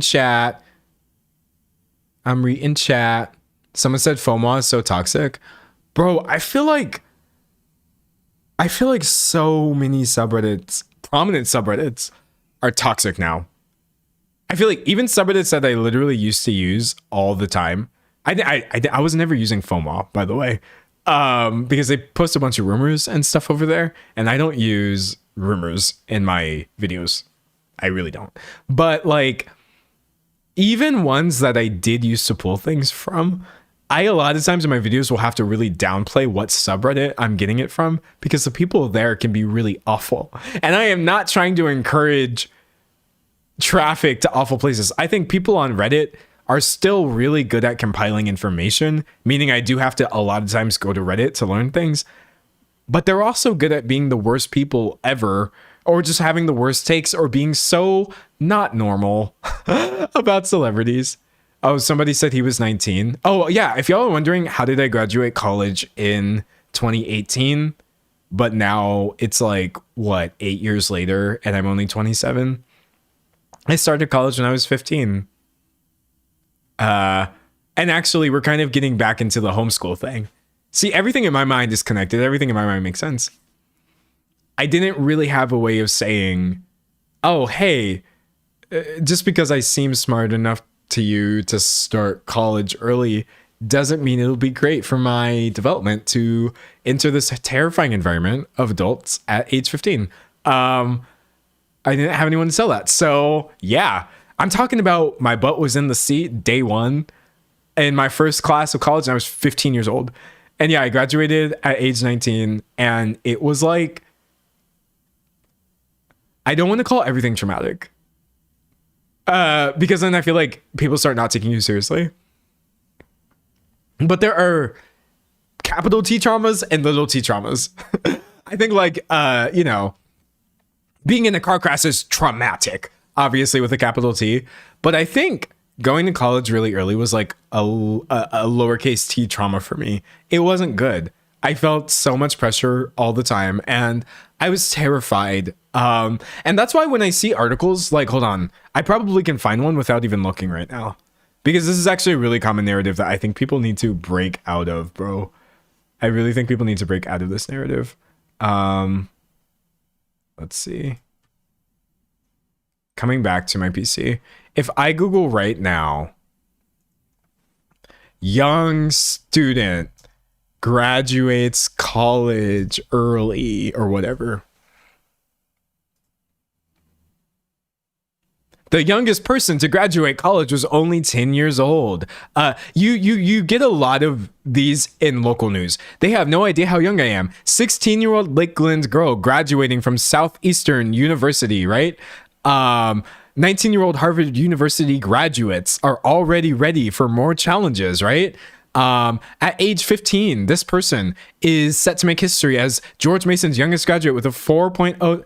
All of these children are traumatized. Don't ask me how I know. I know because I graduated. These are the least okay kids you know. I promise you. These kids are screwed. I get so sad anytime I get an article like this. I'm like, oh no, You stole someone else's adolescence. Their only chance to be stupid, you took it away and said, actually, you need to survive in an environment that was created for adults. Nah, these kids are messed up. I'm not blaming any individual kid. The people I showed might be lovely, well-adjusted, but I promise you, we got to stop fetishizing the idea of early college. Be a child for as long as you can possibly be a child. Be a child for as long as you can possibly be a child. It's so bad. Cooked. Cooked is the word I'm looking for. The kids are cooked, bro. I graduated high school at 15 and then started at a JC, and it definitely screwed me up for life. Yeah, it's scary. My parents tried to make me start college and I refused. Best decision I ever made. Well, okay, here's the thing. I would encourage more people to go to college. Wait, okay, hold on. You can't do YouTube and tell people, oh, don't go to school. That's really irresponsible. But I think I'll do another story time. I do know people who have careers that did not go to school. And so I feel like instead of wholesale accepting this idea that you have to go into debt by acquiring a college degree, it's not the only option. Granted, a lot of the other options that are presented to people are terrifying, like the military. Don't join that. Don't go join the US military because you don't want to go to college, but you do want a social structure. They gonna take advantage of you. Also, the military is not safe for women. But that being said, I know somebody who is a firefighter. That didn't take a college degree. This person has a whole career. They are a full-time firefighter. They're actually saving people's actual life. And they did so not by focusing on like academic stuff, but it was more physical for them, right? And I thought that was really interesting how, like, if you look past the sort of discourse of we all have to go to school, you can find other things to do that are not becoming a military officer or like things that are really awful. Someone said a very dangerous career, though. No, obviously. I'm not saying, I am literally not advocating for us to all put ourselves in danger. All I'm saying is, like, there are trades, there are skills, there are ways to help people that aren't like a lie. Like, if you join the military because you think that you're going to help people, you were lied to, right? If you're joining the police force because you're a really young person and you're looking for some sort of structure and you think that you're keeping people safe, that's not what the institution of law enforcement is used for in this country. But like, for example, even though being a firefighter is equally dangerous, or, you know, I don't know, equally whatever, as being a cop or being a military officer, if you are so willing to accept that level of risk, but you actually want to help people, go help people that way. I feel like there's always ways to find what you're looking for. If you're looking for structure, you don't need to find it as an agent of the United States military. Don't do it. You don't need to find it as a member of a law enforcement team. You want to have a sort of dangerous job, but think it's okay because you're helping people. Don't listen to somebody lying to you and say, join the army. You could be a firefighter. I just think there's always like other ways of thinking about whatever risk you're willing to accept. That being said, I still wouldn't be where I am if I didn't have a degree, period. And anytime I try to do anything outside of YouTube, like when I'm not here, but I do still need like, I like look into like work opportunities or whatever. If I didn't have a degree, I don't even think I would be like considered for anything. So it really sucks, I guess, that like ultimately I do still think because everybody has made it to where you need a degree, if you can get a degree, it's going to help you a lot. But I don't like any sort of extreme framing that is like, you should go to college because that's really privileged, or you should never go to college because it's a scam, because I feel like that's not necessarily a realistic understanding of the way the world works. So many jobs will require you to have a degree, unfortunately, even though a lot of times the things that you're learning are not useful in the job. So I don't have advice for anybody whether you should go to school or not. You should look at it, whatever it is that you're trying to do, and really think about if there's a way to do it without having to get a degree. And if not, you know.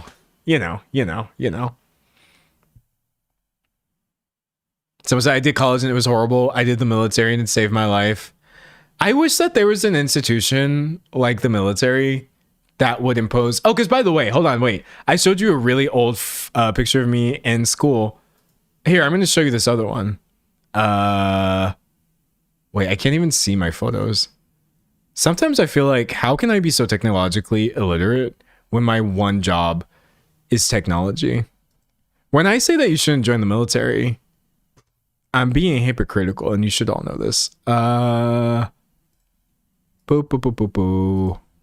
There is a photo of me, and it's very cursed from my brief military era where I was 19 years old. And I'm not going to let any of y'all drag me for thinking that I was going to become an officer. No, I wasn't 19. I was 17. I was 17 in ROTC, not JROTC. Not that thing that like middle schoolers will do. I was literally actually going to be not drafted, but like actually going to be like a military officer. Okay, hold on. I can't find a good picture of me. Well, none of these pictures of me are good because I hated it. I hate so much about this time period for myself. I was so lost. I didn't know what I was doing.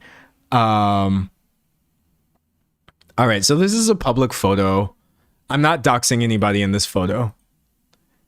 That's me right there. That's me right there.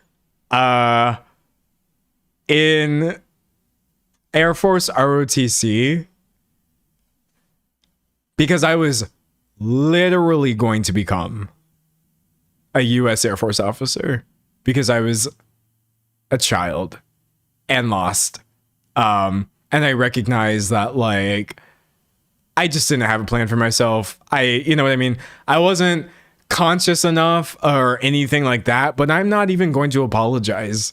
I just didn't know anything about anything. And that's why I was the perfect person. Do you know how these people bent over backwards to get me into the ROTC program? Despite my young age, despite the fact that I had to travel from one school to another to do it, they literally moved heaven and earth to allow me into this program because they were so excited to have somebody so young, really ready to give them their entire life. And I was so lost, you could have asked me to do anything. So when I say that, no, you shouldn't join the military because that's a bad thing to do, I'm not discounting the fact that a lot of people wind up joining the military because they are lost. But when I tell you that's the only reason they got me, I find it to be really, really predatory. It was awful. I'm so glad I wound up getting dropped on a technicality. Here's the thing. Here's a really weird thing about military recruitment. It's so funny thinking I literally used to have like a captain and officers that I would report to and duties and stuff. It's really odd. I was going to go to boot camp, but here's the thing that people don't realize. They bend the rules depending on how many people apply every single season. So for example, that semester, there happened to be enough kids in ROTC, a lot of them were older than me, who were healthy and happy enough that they could afford to be choosy. So that year, they followed every single requirement. And instead of being on the weird fast track version of ROTC, I was supposed to graduate ROTC in just a shorter time than it actually takes. I got disqualified because I had childhood asthma. So they must not have needed that many people that year. And when that happened, I went into the biggest depressive funk that I have been in. I do think that might have been the worst period of my life. Because think about it like this.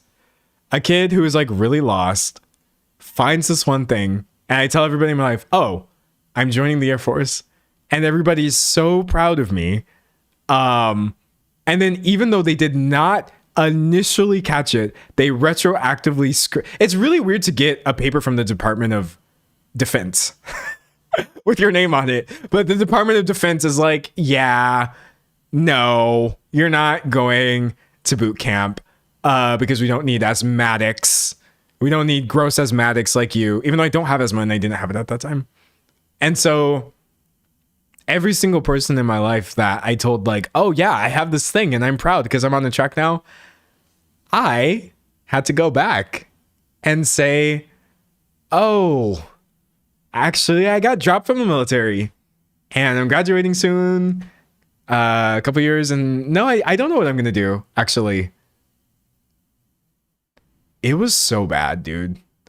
It was so bad to do something because you thought it was an opportunity to like have some sort of structure, and to then even have that structure pulled out from under you and to have to go tell everybody who was proud of you. Nobody should have been proud of me, by the way.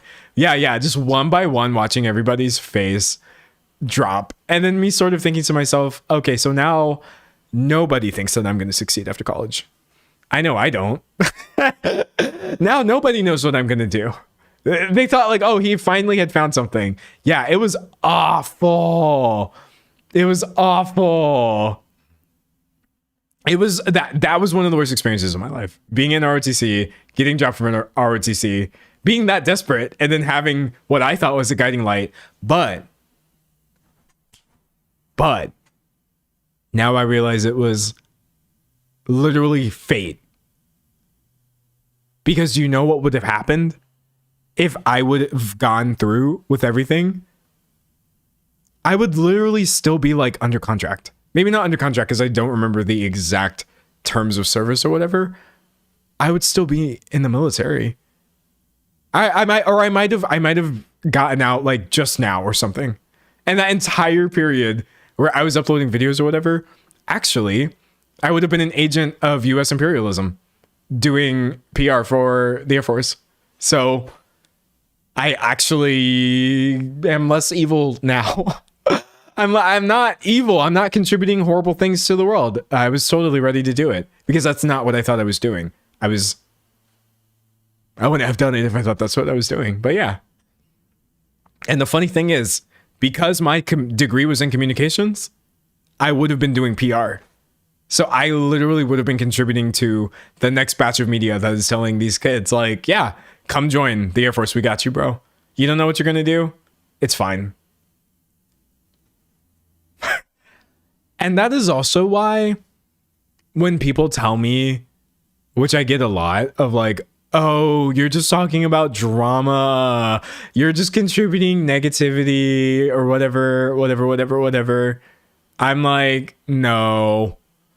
There are people in this world whose job it is to prey upon college students and high schoolers and convince them to join the military and die in the name of US imperialism. And I'm not doing that. I'm actually just talking about weird stuff online. You can't convince me that I'm actually making the world worse because I almost did it. I almost did it. It's so scary to think about. So there's a universe where you're a red pill podcaster. Do you know how many opportunities there were for me to go wrong in life? Every opportunity. I had every opportunity to go wrong in life. And a lot of it was my choice of being a better person. Some of it is pure coincidence. It's really scary to think about. Someone said we had the military come to my middle school. Dude, okay, timeline, right? Because I said I was homeschooled, and I was. I went to elementary school and public school from like, I think around like kindergarten to third grade. No, it was like third grade to fifth grade or something like that. Bro, I'm talking about things that happened like 20 years ago. I don't remember. And then all the rest of after that, I was homeschooled. So I never have set foot in the middle school. I've never actually set foot in a high school, right? But I still remember when the police officer came to our elementary school. Our elementary school. The police officers showed up and were like, hey kids, we're police officers. We're here to tell you about how great the police are. And by the way, it was a bunch of like POC kids. You know what I mean? I wasn't going to like some fancy elementary school or whatever. Again, growing up in San Antonio, a lot of people are POC. Yeah, just sitting there in a classroom at age, literally imagine being 6, 7, 8, 9, 10, and the police are explaining to you, like, yeah, no, this is great. We're here for you. It's really crazy. And that is why I always do have some level of empathy for people who are just lost in the sauce. I can't, for me personally, it would be performative. It would be performative for me to sit here and say, screw every person who has ever joined the military, you're a horrible person. It would be really performative for me to be like, oh, every single person who has ever supported the police. I don't think people realize how much of a privilege it is to not be radicalized from youth. It is a privilege to not be radicalized, because that means you have access to environments where you can find real information without being ostracized for it. Now, that being said, I don't have tolerance for pro-police narratives, propaganda. I don't have any tolerance for being a shill for the United States military, any sort of decision that is being made using U.S. military force. You can essentially count on me to be behind it, saying it's the wrong decision. So I have nuance. You know what I mean? I don't support the police. I don't support the military. But I guess I'm never that person where I'm like, well, I don't understand why anybody, bro, it's just hard to unbelieve things that you believe since you were 4, since you were 5. And if I did it, anybody can do it. So it's still your responsibility to educate yourself. But like, it's just so gross how we were all groomed. I'm in Dallas, Texas. I remember them coming to elementary and explaining in Texas you can be arrested as a 10-year-old. Sorry, it's not funny. It's not funny. It's not funny. It's just so ridiculous. Why are we talking to kids like this? Why are we telling kids these things at all? You should be worried about 2 + 2. Why are you worried about, oh, we should fear the police? I hate it. So they go after low-income families for a reason. It's a huge grift. Yeah, no, it's bad. The military preys on the poor. Yeah, exactly. I'm really happy. Look, I consider myself grateful to even have an environment on the internet where we can say things like that. There's some spaces where you have to be so performative in your criticism of everything that you just wind up being really hateful towards people who didn't do anything wrong consciously. Like if you did something that was wrong, but you weren't conscious of it, I don't think you need to have the hammer of, righteousness and morality brought down upon you, because I really feel like, I don't know. I like that I can say everything and have them multiple things be true. I just don't think there are many places left where I can say multiple things are true. It's obviously true that the United States military is a corrupt organization. Obviously, it's obviously true that they're preying upon the youth to bring it. Y'all ever notice, by the way, how the tattoo policy gets more and more relaxed? Did you know that you can literally have hand and neck tattoos and be in the military now? I feel like people don't even realize this. Hold on. I'm going to show you. It's really, really funny. But like, because everybody is getting more and more aware of this, I want to say it's like the Air Force. No, it might not be the Air Force. I'm just going to say military neck tattoo policy. I should put US. Yeah, generally, wait, this is the AI. I don't want to use the AI. Okay, I don't know what Veterans Breakfast Club is, but I'm just going to take this as an example. The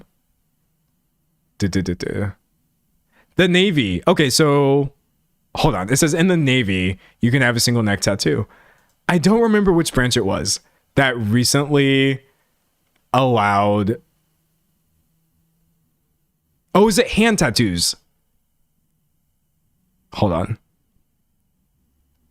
I don't remember which branch it was. And I don't want to spread misinformation. Maybe I'm wrong. But what I'm getting at here is that I have watched them relax their policies just bit by bit, year by year, and get a little less lenient, or no, get a little more lenient, more and more lenient, as they allow more and more people into the military, because nobody wants to join anymore. The propaganda is failing. And they're starting to realize. Somebody said, how many tattoos do I need to be protected from a draft? Do you want my actual answer?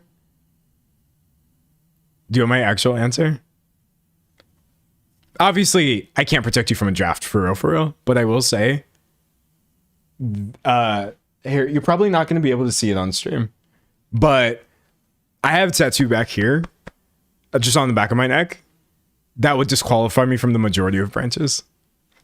And all I'm saying, low key, is if you have a tattoo on the back of your neck and you have hair, it's almost like you don't have a tattoo. All I'm saying is it's just kind of funny to think like it's really, really easy to make it so that this would never be a problem. Honestly, people talk so much about like, oh, don't ruin your career when you're younger, this, that, the other. It would have been better for me if I was younger, if I had made it so that I could never have entered the military in the first place, instead of being preyed upon. But don't do it. Don't get a tattoo. You're not going to be drafted. You're not going to be drafted. I feel confident saying that. I feel like I shouldn't say that out loud though, because every little bit of confidence I have is just slowly stripped away. Someone said DuckDuckGo is no longer good. Bro, I wish I didn't have to use Google. I don't have to use Google. Let's make that clear first of all. I don't want to use defeatist language. However, when all of my stuff is in Google Docs, and I also oftentimes are collaborating with people, and you know, I wish I didn't have to use Google products. I wish I didn't have to use Amazon products. Again, I don't have to do anything. I could totally opt out of this. It would take a lot more work. I'm not exactly sure what I would do, but I wish I could just consume things that are not awful. But I don't know if DuckDuckGo is bad. I'm not saying DuckDuckGo is bad. People are saying they want to see the tattoo. I mean, I don't know how to show it to you good.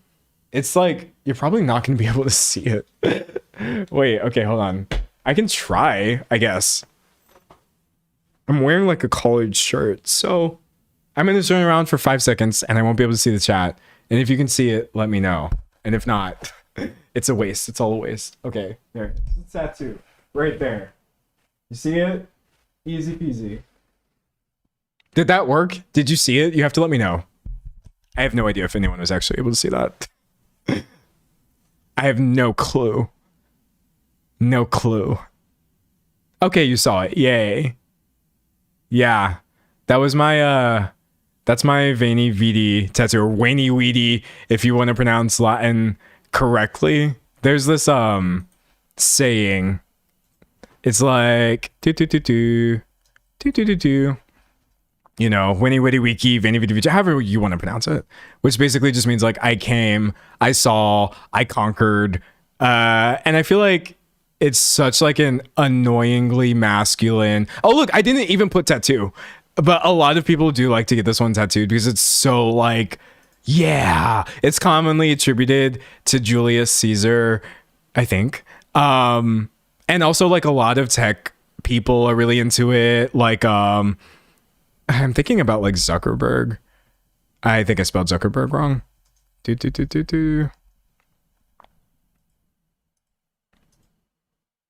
Okay, maybe Markiplier. Maybe Mark Zuckerberg doesn't have like that sort of tattoo, but you can even see like not tattoo. Hold on. I swear Zuckerberg has a thing where he does like this Roman, or not Roman. He does this like Roman Empire cosplay. Right? He totally does this. Yeah, he's constantly wearing just like Latin phrases and stuff like that, unironically. Yeah. Because I think that there's this idea that you should grind as hard as the people who came up with all of these like things and stuff. And I thought it would be interesting to only get the first two parts of that tattooed, because I thought to myself, like, I sort of just like the idea of, instead of I came and I saw and I conquered, what if you just showed up and saw things and that was enough? I put a period after it. And that's just kind of me, for me, like opting out of this whole idea that everything has to be a competition. I refuse to engage with this sort of hustle culture narrative or montage, especially as somebody who's a YouTuber and is in the space where you're constantly being pushed to do better, do better, do better, do better. No, the first two are enough for me. It's enough to just show up and see things and experience them. It kind of goes back to what I was saying before of like, I was put on this earth and that's it. There's no to do X, Y, or Z. So I think a lot of my recent, mindset has really just been finding the beauty in the fact that I'm here and finding the utility in the fact that I'm here. Because something that I struggle with a lot is like, when I don't know why I'm doing something, I struggle to find the utility for me taking up people's resources. So a lot of my depression is along the lines of like, well, if you're not contributing and you're not growing and you're not doing really well and everybody can't see what you're doing and you got dropped from Air Force or ROTC and you have to tell everybody in your life, why are you even still here? And it literally was not until my mid-20s, honestly, like going into my late 20s, I've finally started to understand that I can let go of this idea of me being here for a reason. It's enough of an answer to just be like, well, I am here. I didn't upload any videos in 2025, but I breathed anyway. That's fine. Vinny Vidi. I came and I saw. I didn't conquer. So yeah, screw the Vicky, Wiki, however you want to pronounce it. I had to let go of that. And that's kind of just my little explanation of that. Somebody said, why do we got to conquer everything? Why do we have to conquer anything? Really, it's so annoying. So that's honestly so healing. It is though. It's like the only answer. Hold on. I gotta like blow my nose. Stay right there. I'm gonna be back in 15. I don't have anything near me to like blow my nose.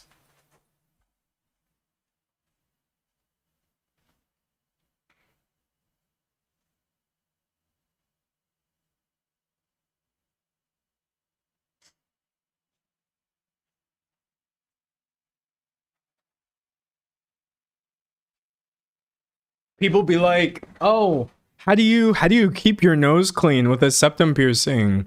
Ew, I don't like septum piercings because they're gross. They're so unhygienic. I wash it, you filthy animals. How do you keep your noses clean? I would hope you're cleaning your nose whether you have weird metal in there or not. Anyways, I almost don't even remember what I was going to say. Because I got mad for a second. I was going in there and I cleaned my nose and I thought about how so much discourse around nose piercings or this idea that we're dirty. And I'm like, I literally clean myself, my nose and my face and my ears so much more than I did before I had anything pierced. I promise you there's a more hygienic scenario here going on than before I had anything. Y'all piss me off with the septum piercing discourse. I won't lie to you. Y'all piss me off a lot. But anyways, somebody said, what did I walk in on? Me just railing against people's opinions on piercings when nobody even criticized me. But I just imagined people saying things and then got mad at imaginary people. But people do say it. I have literally seen it. Someone said, would you get other facial piercings? There's only one other piercing I want. And I'm really sad because I don't know if, like, it doesn't work for everybody. Not everybody can get it. You really have to have the right ear shape for it. But I want an industrial piercing in my ear. However, I'm sad that my ear would not line up or it wouldn't be, you know, pierce properly, or I would deal with like rejection issues. Cause that's the thing a lot of people may not realize, like piercings can totally reject. If your body's like, okay, I just don't like this for you, it will start, it's scary. I have not had any of my piercings rejected. I have 4, 1, 2, 3, 4. And so I don't want to open myself up to a notoriously more difficult piercing with a higher chance, because I feel like if it starts rejecting, I'm gonna cry. You know what I mean? But that's the last one I want. I'm literally like 98.5% customized, and the last 1.5% is I just want a really dope industrial piercing because I think it would look awesome. I know, and just on one ear. That's all I ask. That's all I ask the universe. Just, I know I've done a lot. I know I've really pushed it. This is the only other thing I want. It's the only other thing I want. Someone said, where's the 4th one? Well, it's ear, nose, and then no one can ever see this nose one, but there's a nose one right there too. Someone said it heals forever. Yeah, no, that's the thing. Like, I got like baby piercings that heal really well and really easily. I don't think a lot of people realize, like, they're not really as scary as you think, or at least they weren't for me. I had no irritation bombs. I had no sort of rejection or anything. They were just literally in there like, shoop. Though, the piercer, who was amazing, they were literally incredible, and an actual artist, they did it crooked at first, which is an absolutely okay error. They're a human being. But they had to immediately re-pierce my septum after piercing it. So if you ask me like, oh, did it hurt? It didn't hurt the first time. It did hurt when I already had a bleeding hole in my nose. And then they had to go back in there and put another one in there. It was so bad. It's not uncommon. It's not uncommon. It's a lot better that they did that. It would be worse if they just left me out here with a crooked septum piercing, because I can't show up on camera with a crooked septum piercing. But it was so painful because I was already kind of in shock. The endorphins or dope, it was not endorphining. I felt every single bit of that second piercing. It was awful, so bad. But with the exception of that, they've all been really easy. And that's why I also don't want to do a really difficult one, because I'm scared like I'm too much of a baby to even deal with a difficult healing process. Some of my eyes watered at that thought. Bro, I had all the tears. I was crying. I don't think I should sit here and try to sound cool. I wasn't sobbing. I wasn't like, but I was crying because it hurt really bad. And it was nobody's fault. Again, I can't stress this enough. That was a good piercer who will be like, hey, I messed up. I made a human error with my human art because we're not machines and I want to fix it. Will you allow me to fix it? I said yes, and I paid for it. It was awful. Someone said, how can a septum be crooked? My septum is crooked. Everyone's septum is crooked. Well, not everybody, but basically, if you pierce through at the wrong angle, then when you put jewelry in there, it's not going to sit in a way that looks straight. So basically what you have to do is work with everybody's nose individually to make sure you're piercing in there in a way where your jewelry is going to sit nicely. So like the way mine sits, super happy with it. It's beautiful. I think it's really great work. But the way that they had it in there the first time, it was kind of like they were trying to make it straight, but I'm just not a symmetrical person. So that's what happened. It was awful.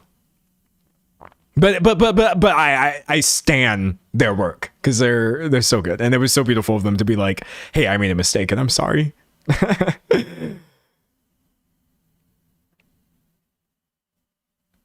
So I let mine heal and got it re-pierced later. I literally should have done that, but I realized like I'm probably never coming back.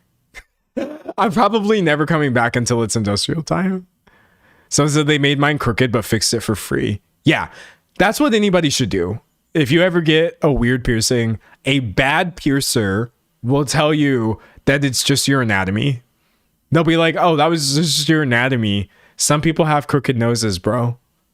Don't let anybody tell you that. Now, granted, you may not have the anatomy for a septum piercing in the first place. Because again, everyone's nose is different. But you should definitely find somebody who will not just like have you out there looking crazy when really they made a mistake and they don't want to tell you. Nah. Someone said mine isn't crooked, but also everyone's experience with getting it is different. Yeah, no, there's some lucky people who I'm sure just goes right in there, looks great the first time, and they walk out looking like $1 million. Some of us had to do a bit of a down payment. Oh my gosh. Someone said I had to have it re-pierced back-to-back septum piercing. It's the worst thing ever. It's the worst thing ever. My forward helix was crooked at first and had to be re-pierced. They didn't even tell me until after they did it. Okay, listen. Anybody who has, because a forward helix, I think is kind of, which one of these is a forward helix? I got to remind myself before I start spouting off about things I don't know. Oh, it's that one right there. Is it that? Okay. Yeah. Right here, essentially. Anybody who has piercings there is built different. Don't ever mess with somebody whose ears look like this, because these are the most stubborn people imaginable. Let me tell you right here, all of these piercings want to reject.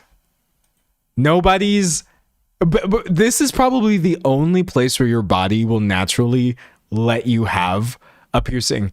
Every single other one of these, I feel like wants to heal the weirdest. And so if you see somebody who has a bunch of really great, I don't even know if this picture is real, but if you see somebody who has a bunch of really great healed work, they are one of the scariest, most stubborn people who just simply willed their body into accepting their piercings. And I don't trust them. I trust them with my life, but nothing else. Oh my gosh. They're scary, bro. People don't realize how much like thought goes into this stuff. It's scary. Someone said that's extremely photoshopped. Yeah, okay. I'm looking at a fake picture here, but like if you go to Reddit, wait, I can't open the piercing subreddit live on camera because somebody's going to wind up showing something crazy and then I'm going to get in trouble. You can find people doing actual awesome things, right? Like piercing, Reddit, like ear setup. Images. Yeah, okay, dope. This is super dope. Okay, hold on. I'm gonna find one to show you. Open a new tab. See, anybody who does this, you gotta run from. You gotta run from them. You're thinking to yourself like, oh, but it's so beautiful. It's so pretty. It's like very elf-like. You know what I mean? It's awesome. This person has been through things that I don't even think God himself will withstand. The healing process for any of these weird ear piercings, I wouldn't wish that on anybody. I wouldn't wish that on anybody. And that's what I've got to say. That's what I've got to say about that. Scary, scary people. And I have nothing but admiration, jealousy, and fear of people who have more ear piercings than me. I can't do it. Someone said, how do you do headphones with all of that? That's a good question. I will say though, like, you could get some, my headphones are ratty, bro. My headphones are really ratty.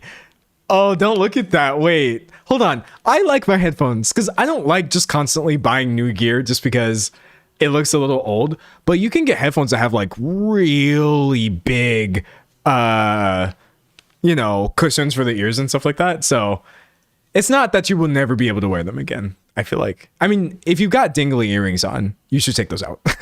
Trying to wear headphones with those is painful, but someone said the piercing on the inside. No, thank you. No, like, dude, I say this with the utmost appreciation for the craft. I'm a baby. I can't do it. I can't do it. I can't have y'all all up in my ear like that. I can't have y'all all up in my ear like that. I can't do it. I will leave that to the rest of y'all. Someone said they're well-loved headphones. They are. I've edited some of my best content on these headphones. I edited Caroline Calloway on these headphones. I edited Ozempic Y'all remember that Ozempic video? I edited that on these. I don't know why I'm tapping it so aggressively. I edited some real good stuff on these headphones. Someone said piercings are too normalized for young kids. Uh-oh. You don't want my opinion about that. I shouldn't give my opinion about that, but like, I feel in the grand scheme of things, every sort of body modification should be left to you as an adult. I already know. I feel myself trying to like retract the statement and take it back because parents can get really scary, and I understand the parental instinct to be really scary about your kids and be like, no, I'm making the best decisions for my kids always. I trust you in believing that, but I just feel like there's definitely no real point in making any sort of modification to a child's body ever, I guess. Oh, I'm not, and by the way, I know this can get spun out of control really quickly. I'm not talking about like, oh, my child, you know, needs medical help and I'm going to get the medical attention or anything like that. I'm literally just talking about cosmetic stuff, like even like ear piercings. I would totally just like, you know, you can't unpierce them. But I would say it is kind of like hella normalized of like, oh yeah, you got your ears pierced and you're 5. And I'm like, oh, I guess. but again, like, I don't think that people who get their ears pierced when they're young or even have their kids' ears pierced are like evil people. My mom told me like she got hers pierced young because the common thinking was like it hurts. So you want to do it while the kid is not going to remember it, essentially. And I'm like, I understand that line of reasoning, but nah. Someone said not people validating in chat getting a baby's ears pierced. No, don't do it. Don't pierce baby's ears. Here, look. Let me give you the biggest argument. The biggest argument for why you should not pierce your kids' ears or whatever. I was 22 years old, I think, when I got my ears pierced. I was a 22-year-old man. I didn't die. Your baby's not gonna die if you pierce their ears. If they grow up and have to pierce their ears later in life, you're not saving them from anything. You know what I mean? It's not a good idea, I feel like. Someone said it doesn't hurt. Well, okay. Now I'm gonna have to hop off the stream or we're gonna be here all day. Cause actually, my cartilage piercings did hurt. Everybody's saying like theirs doesn't hurt. I don't think I got my ears pierced incorrectly, but that joint was not fun to sit through. But I mean, people tell me a lot of things don't hurt and then they wind up hurting really, really, really bad. So I might also be a baby. Somebody said this doesn't hurt. They told me that while I was in the chair before I got this done. Somebody was like, oh, my hand was so easy. That didn't hurt at all. It was so bad. It was so bad. I have seen people say that this doesn't hurt. I mean, Lord, just God clearly has his favorites. Someone said, of course it hurts. Yeah, I feel like on some level, of course it hurts. You're jabbing needles through the body, but hey, I guess I'll just have to believe people. If you say like, hey, you got your ears pierced, it didn't hurt at all. You got a tattoo pierced and it didn't hurt, or a tattoo pierced. You got a tattoo on your body, it didn't hurt. Lucky you. Lucky you. Somebody said, let's acknowledge that it's a cultural thing. Oh, wait, hold on a second. Wait a second. Do we mean like in other cultures, it's more normalized for modifications, body modifications for young children, stuff like that?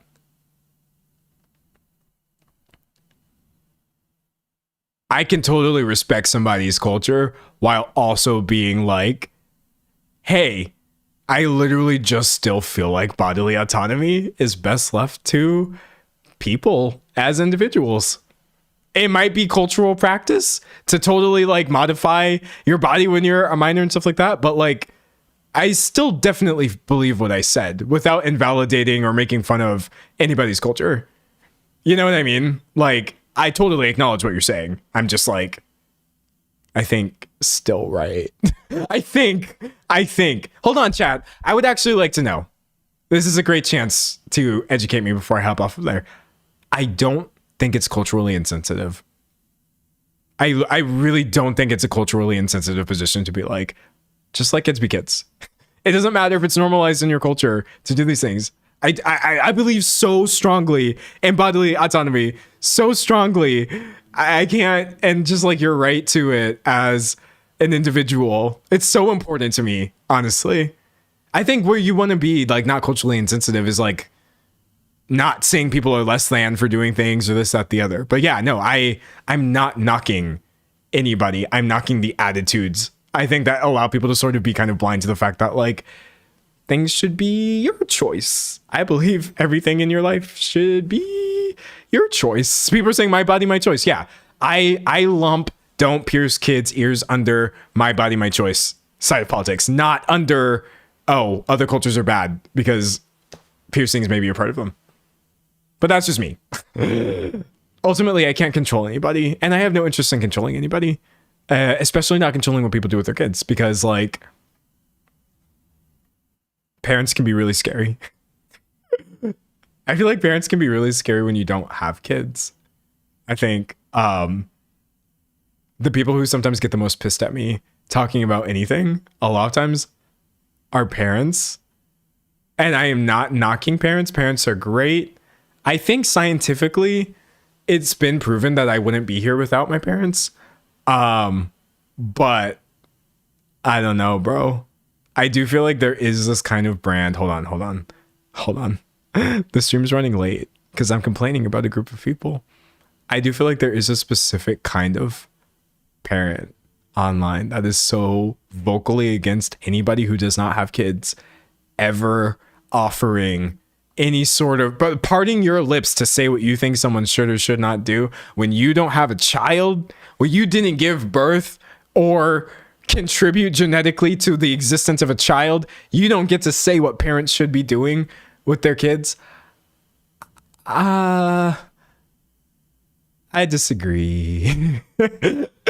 I actually think my opinions about what parents should do with their kids are pretty grounded, and I'm totally entitled to them, even if I don't have kids, because I'm not saying simple things beyond, I believe kids should have the abilities to make decisions for themselves when they're old enough to, instead of having decisions forced upon them.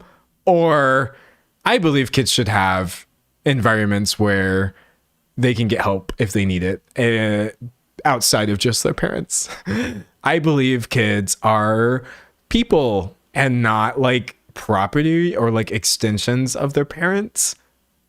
I don't really think that parents own their kids. I don't think contributing genetically is as heavy a stake in the life of a whole other human being as some people seem to think it is, personally. So yeah, I do know for sure I probably did piss off some people, but that's fine. We just have to agree to disagree. I do believe I don't know. I used to be a child. That's the thing. I don't have kids. I'm not going to have kids, I don't think. Jeopardy music. But like, I was a child though. I was a child for such a long time. In the eyes of the world, I was a child for 18 years. And then, in my opinion, I was a child for an additional 3 or 4 years. Maybe not legally. Definitely not legally. I was responsible for myself. But when I was 19, I don't think I was anything but a child. So I feel like most of my opinions about kids are like because I was a kid, not because I think like, oh, parents have to listen to me, the person without kids who doesn't understand their life. I remember being a child. That's mostly where I come from with all of that. But anyways, Y'all will be all right. Y'all will be okay. Someone says anyone who's a child can have opinions on childhood. I agree. I agree. I agree. Someone said, we live in a society, we set norms as a society. Typically, a parent's voice matters more, but every voice has an opinion. I agree parents should have, like, the ability to shape and mold their child. I just also definitely feel like the shaping and molding, man. I don't know. What you're going to realize going throughout these streams, and I'll end it on this, that can maybe explain some things, is like, no one was ever advocating for me. I think that's the main issue that I had when I was younger. I don't feel like anybody, especially just me being like growing up where I was and being in the environment that I was, I never actually had the ability to speak up about anything that was happening to me. And so I often wind up defaulting to like, we should just leave it to the individual person to speak up. It doesn't matter what ties people have to you. They could be your parent or the law or this, that, the other. Like, I don't care what the law says about people needing, like, say, gender affirming care or whatever. I care what people say they need. So if you as a person are telling me you need this, as somebody who's thinking it's really important to listen to people who are advocating for, that's who I'm going to be listening to. I don't really care that it's like a societal norm that a parent has complete 100% control over their child's life or whatever. I more so listen to, okay, but are the kids okay? Because I promise you, it's a bad thing for some kids that parents have complete and 100% control over their life. It's not unanimously a good thing. In fact, that's got to be one of the easiest relationships to abuse. I'm pretty sure. You know what I mean? It's got to be someone who is completely 100% dependent on you. So yeah, I am always totally challenging the sort of authority that people have afforded parents over their kids. And I know that sucks for a lot of parents, but that's fine. Because I wish somebody had challenged it for me. That's all I'm saying. I would have been in a better place if somebody had stepped in and been like, oh, maybe some of this is not great. If that was like 10, 20, 15,000 subscribers clicking off, that's fine. Y'all will live. Anyways, bye, y'all. Goodbye, y'all. We'll talk to you soon. It was a really, really good chat. I enjoyed it. All right, I'm gonna hit end.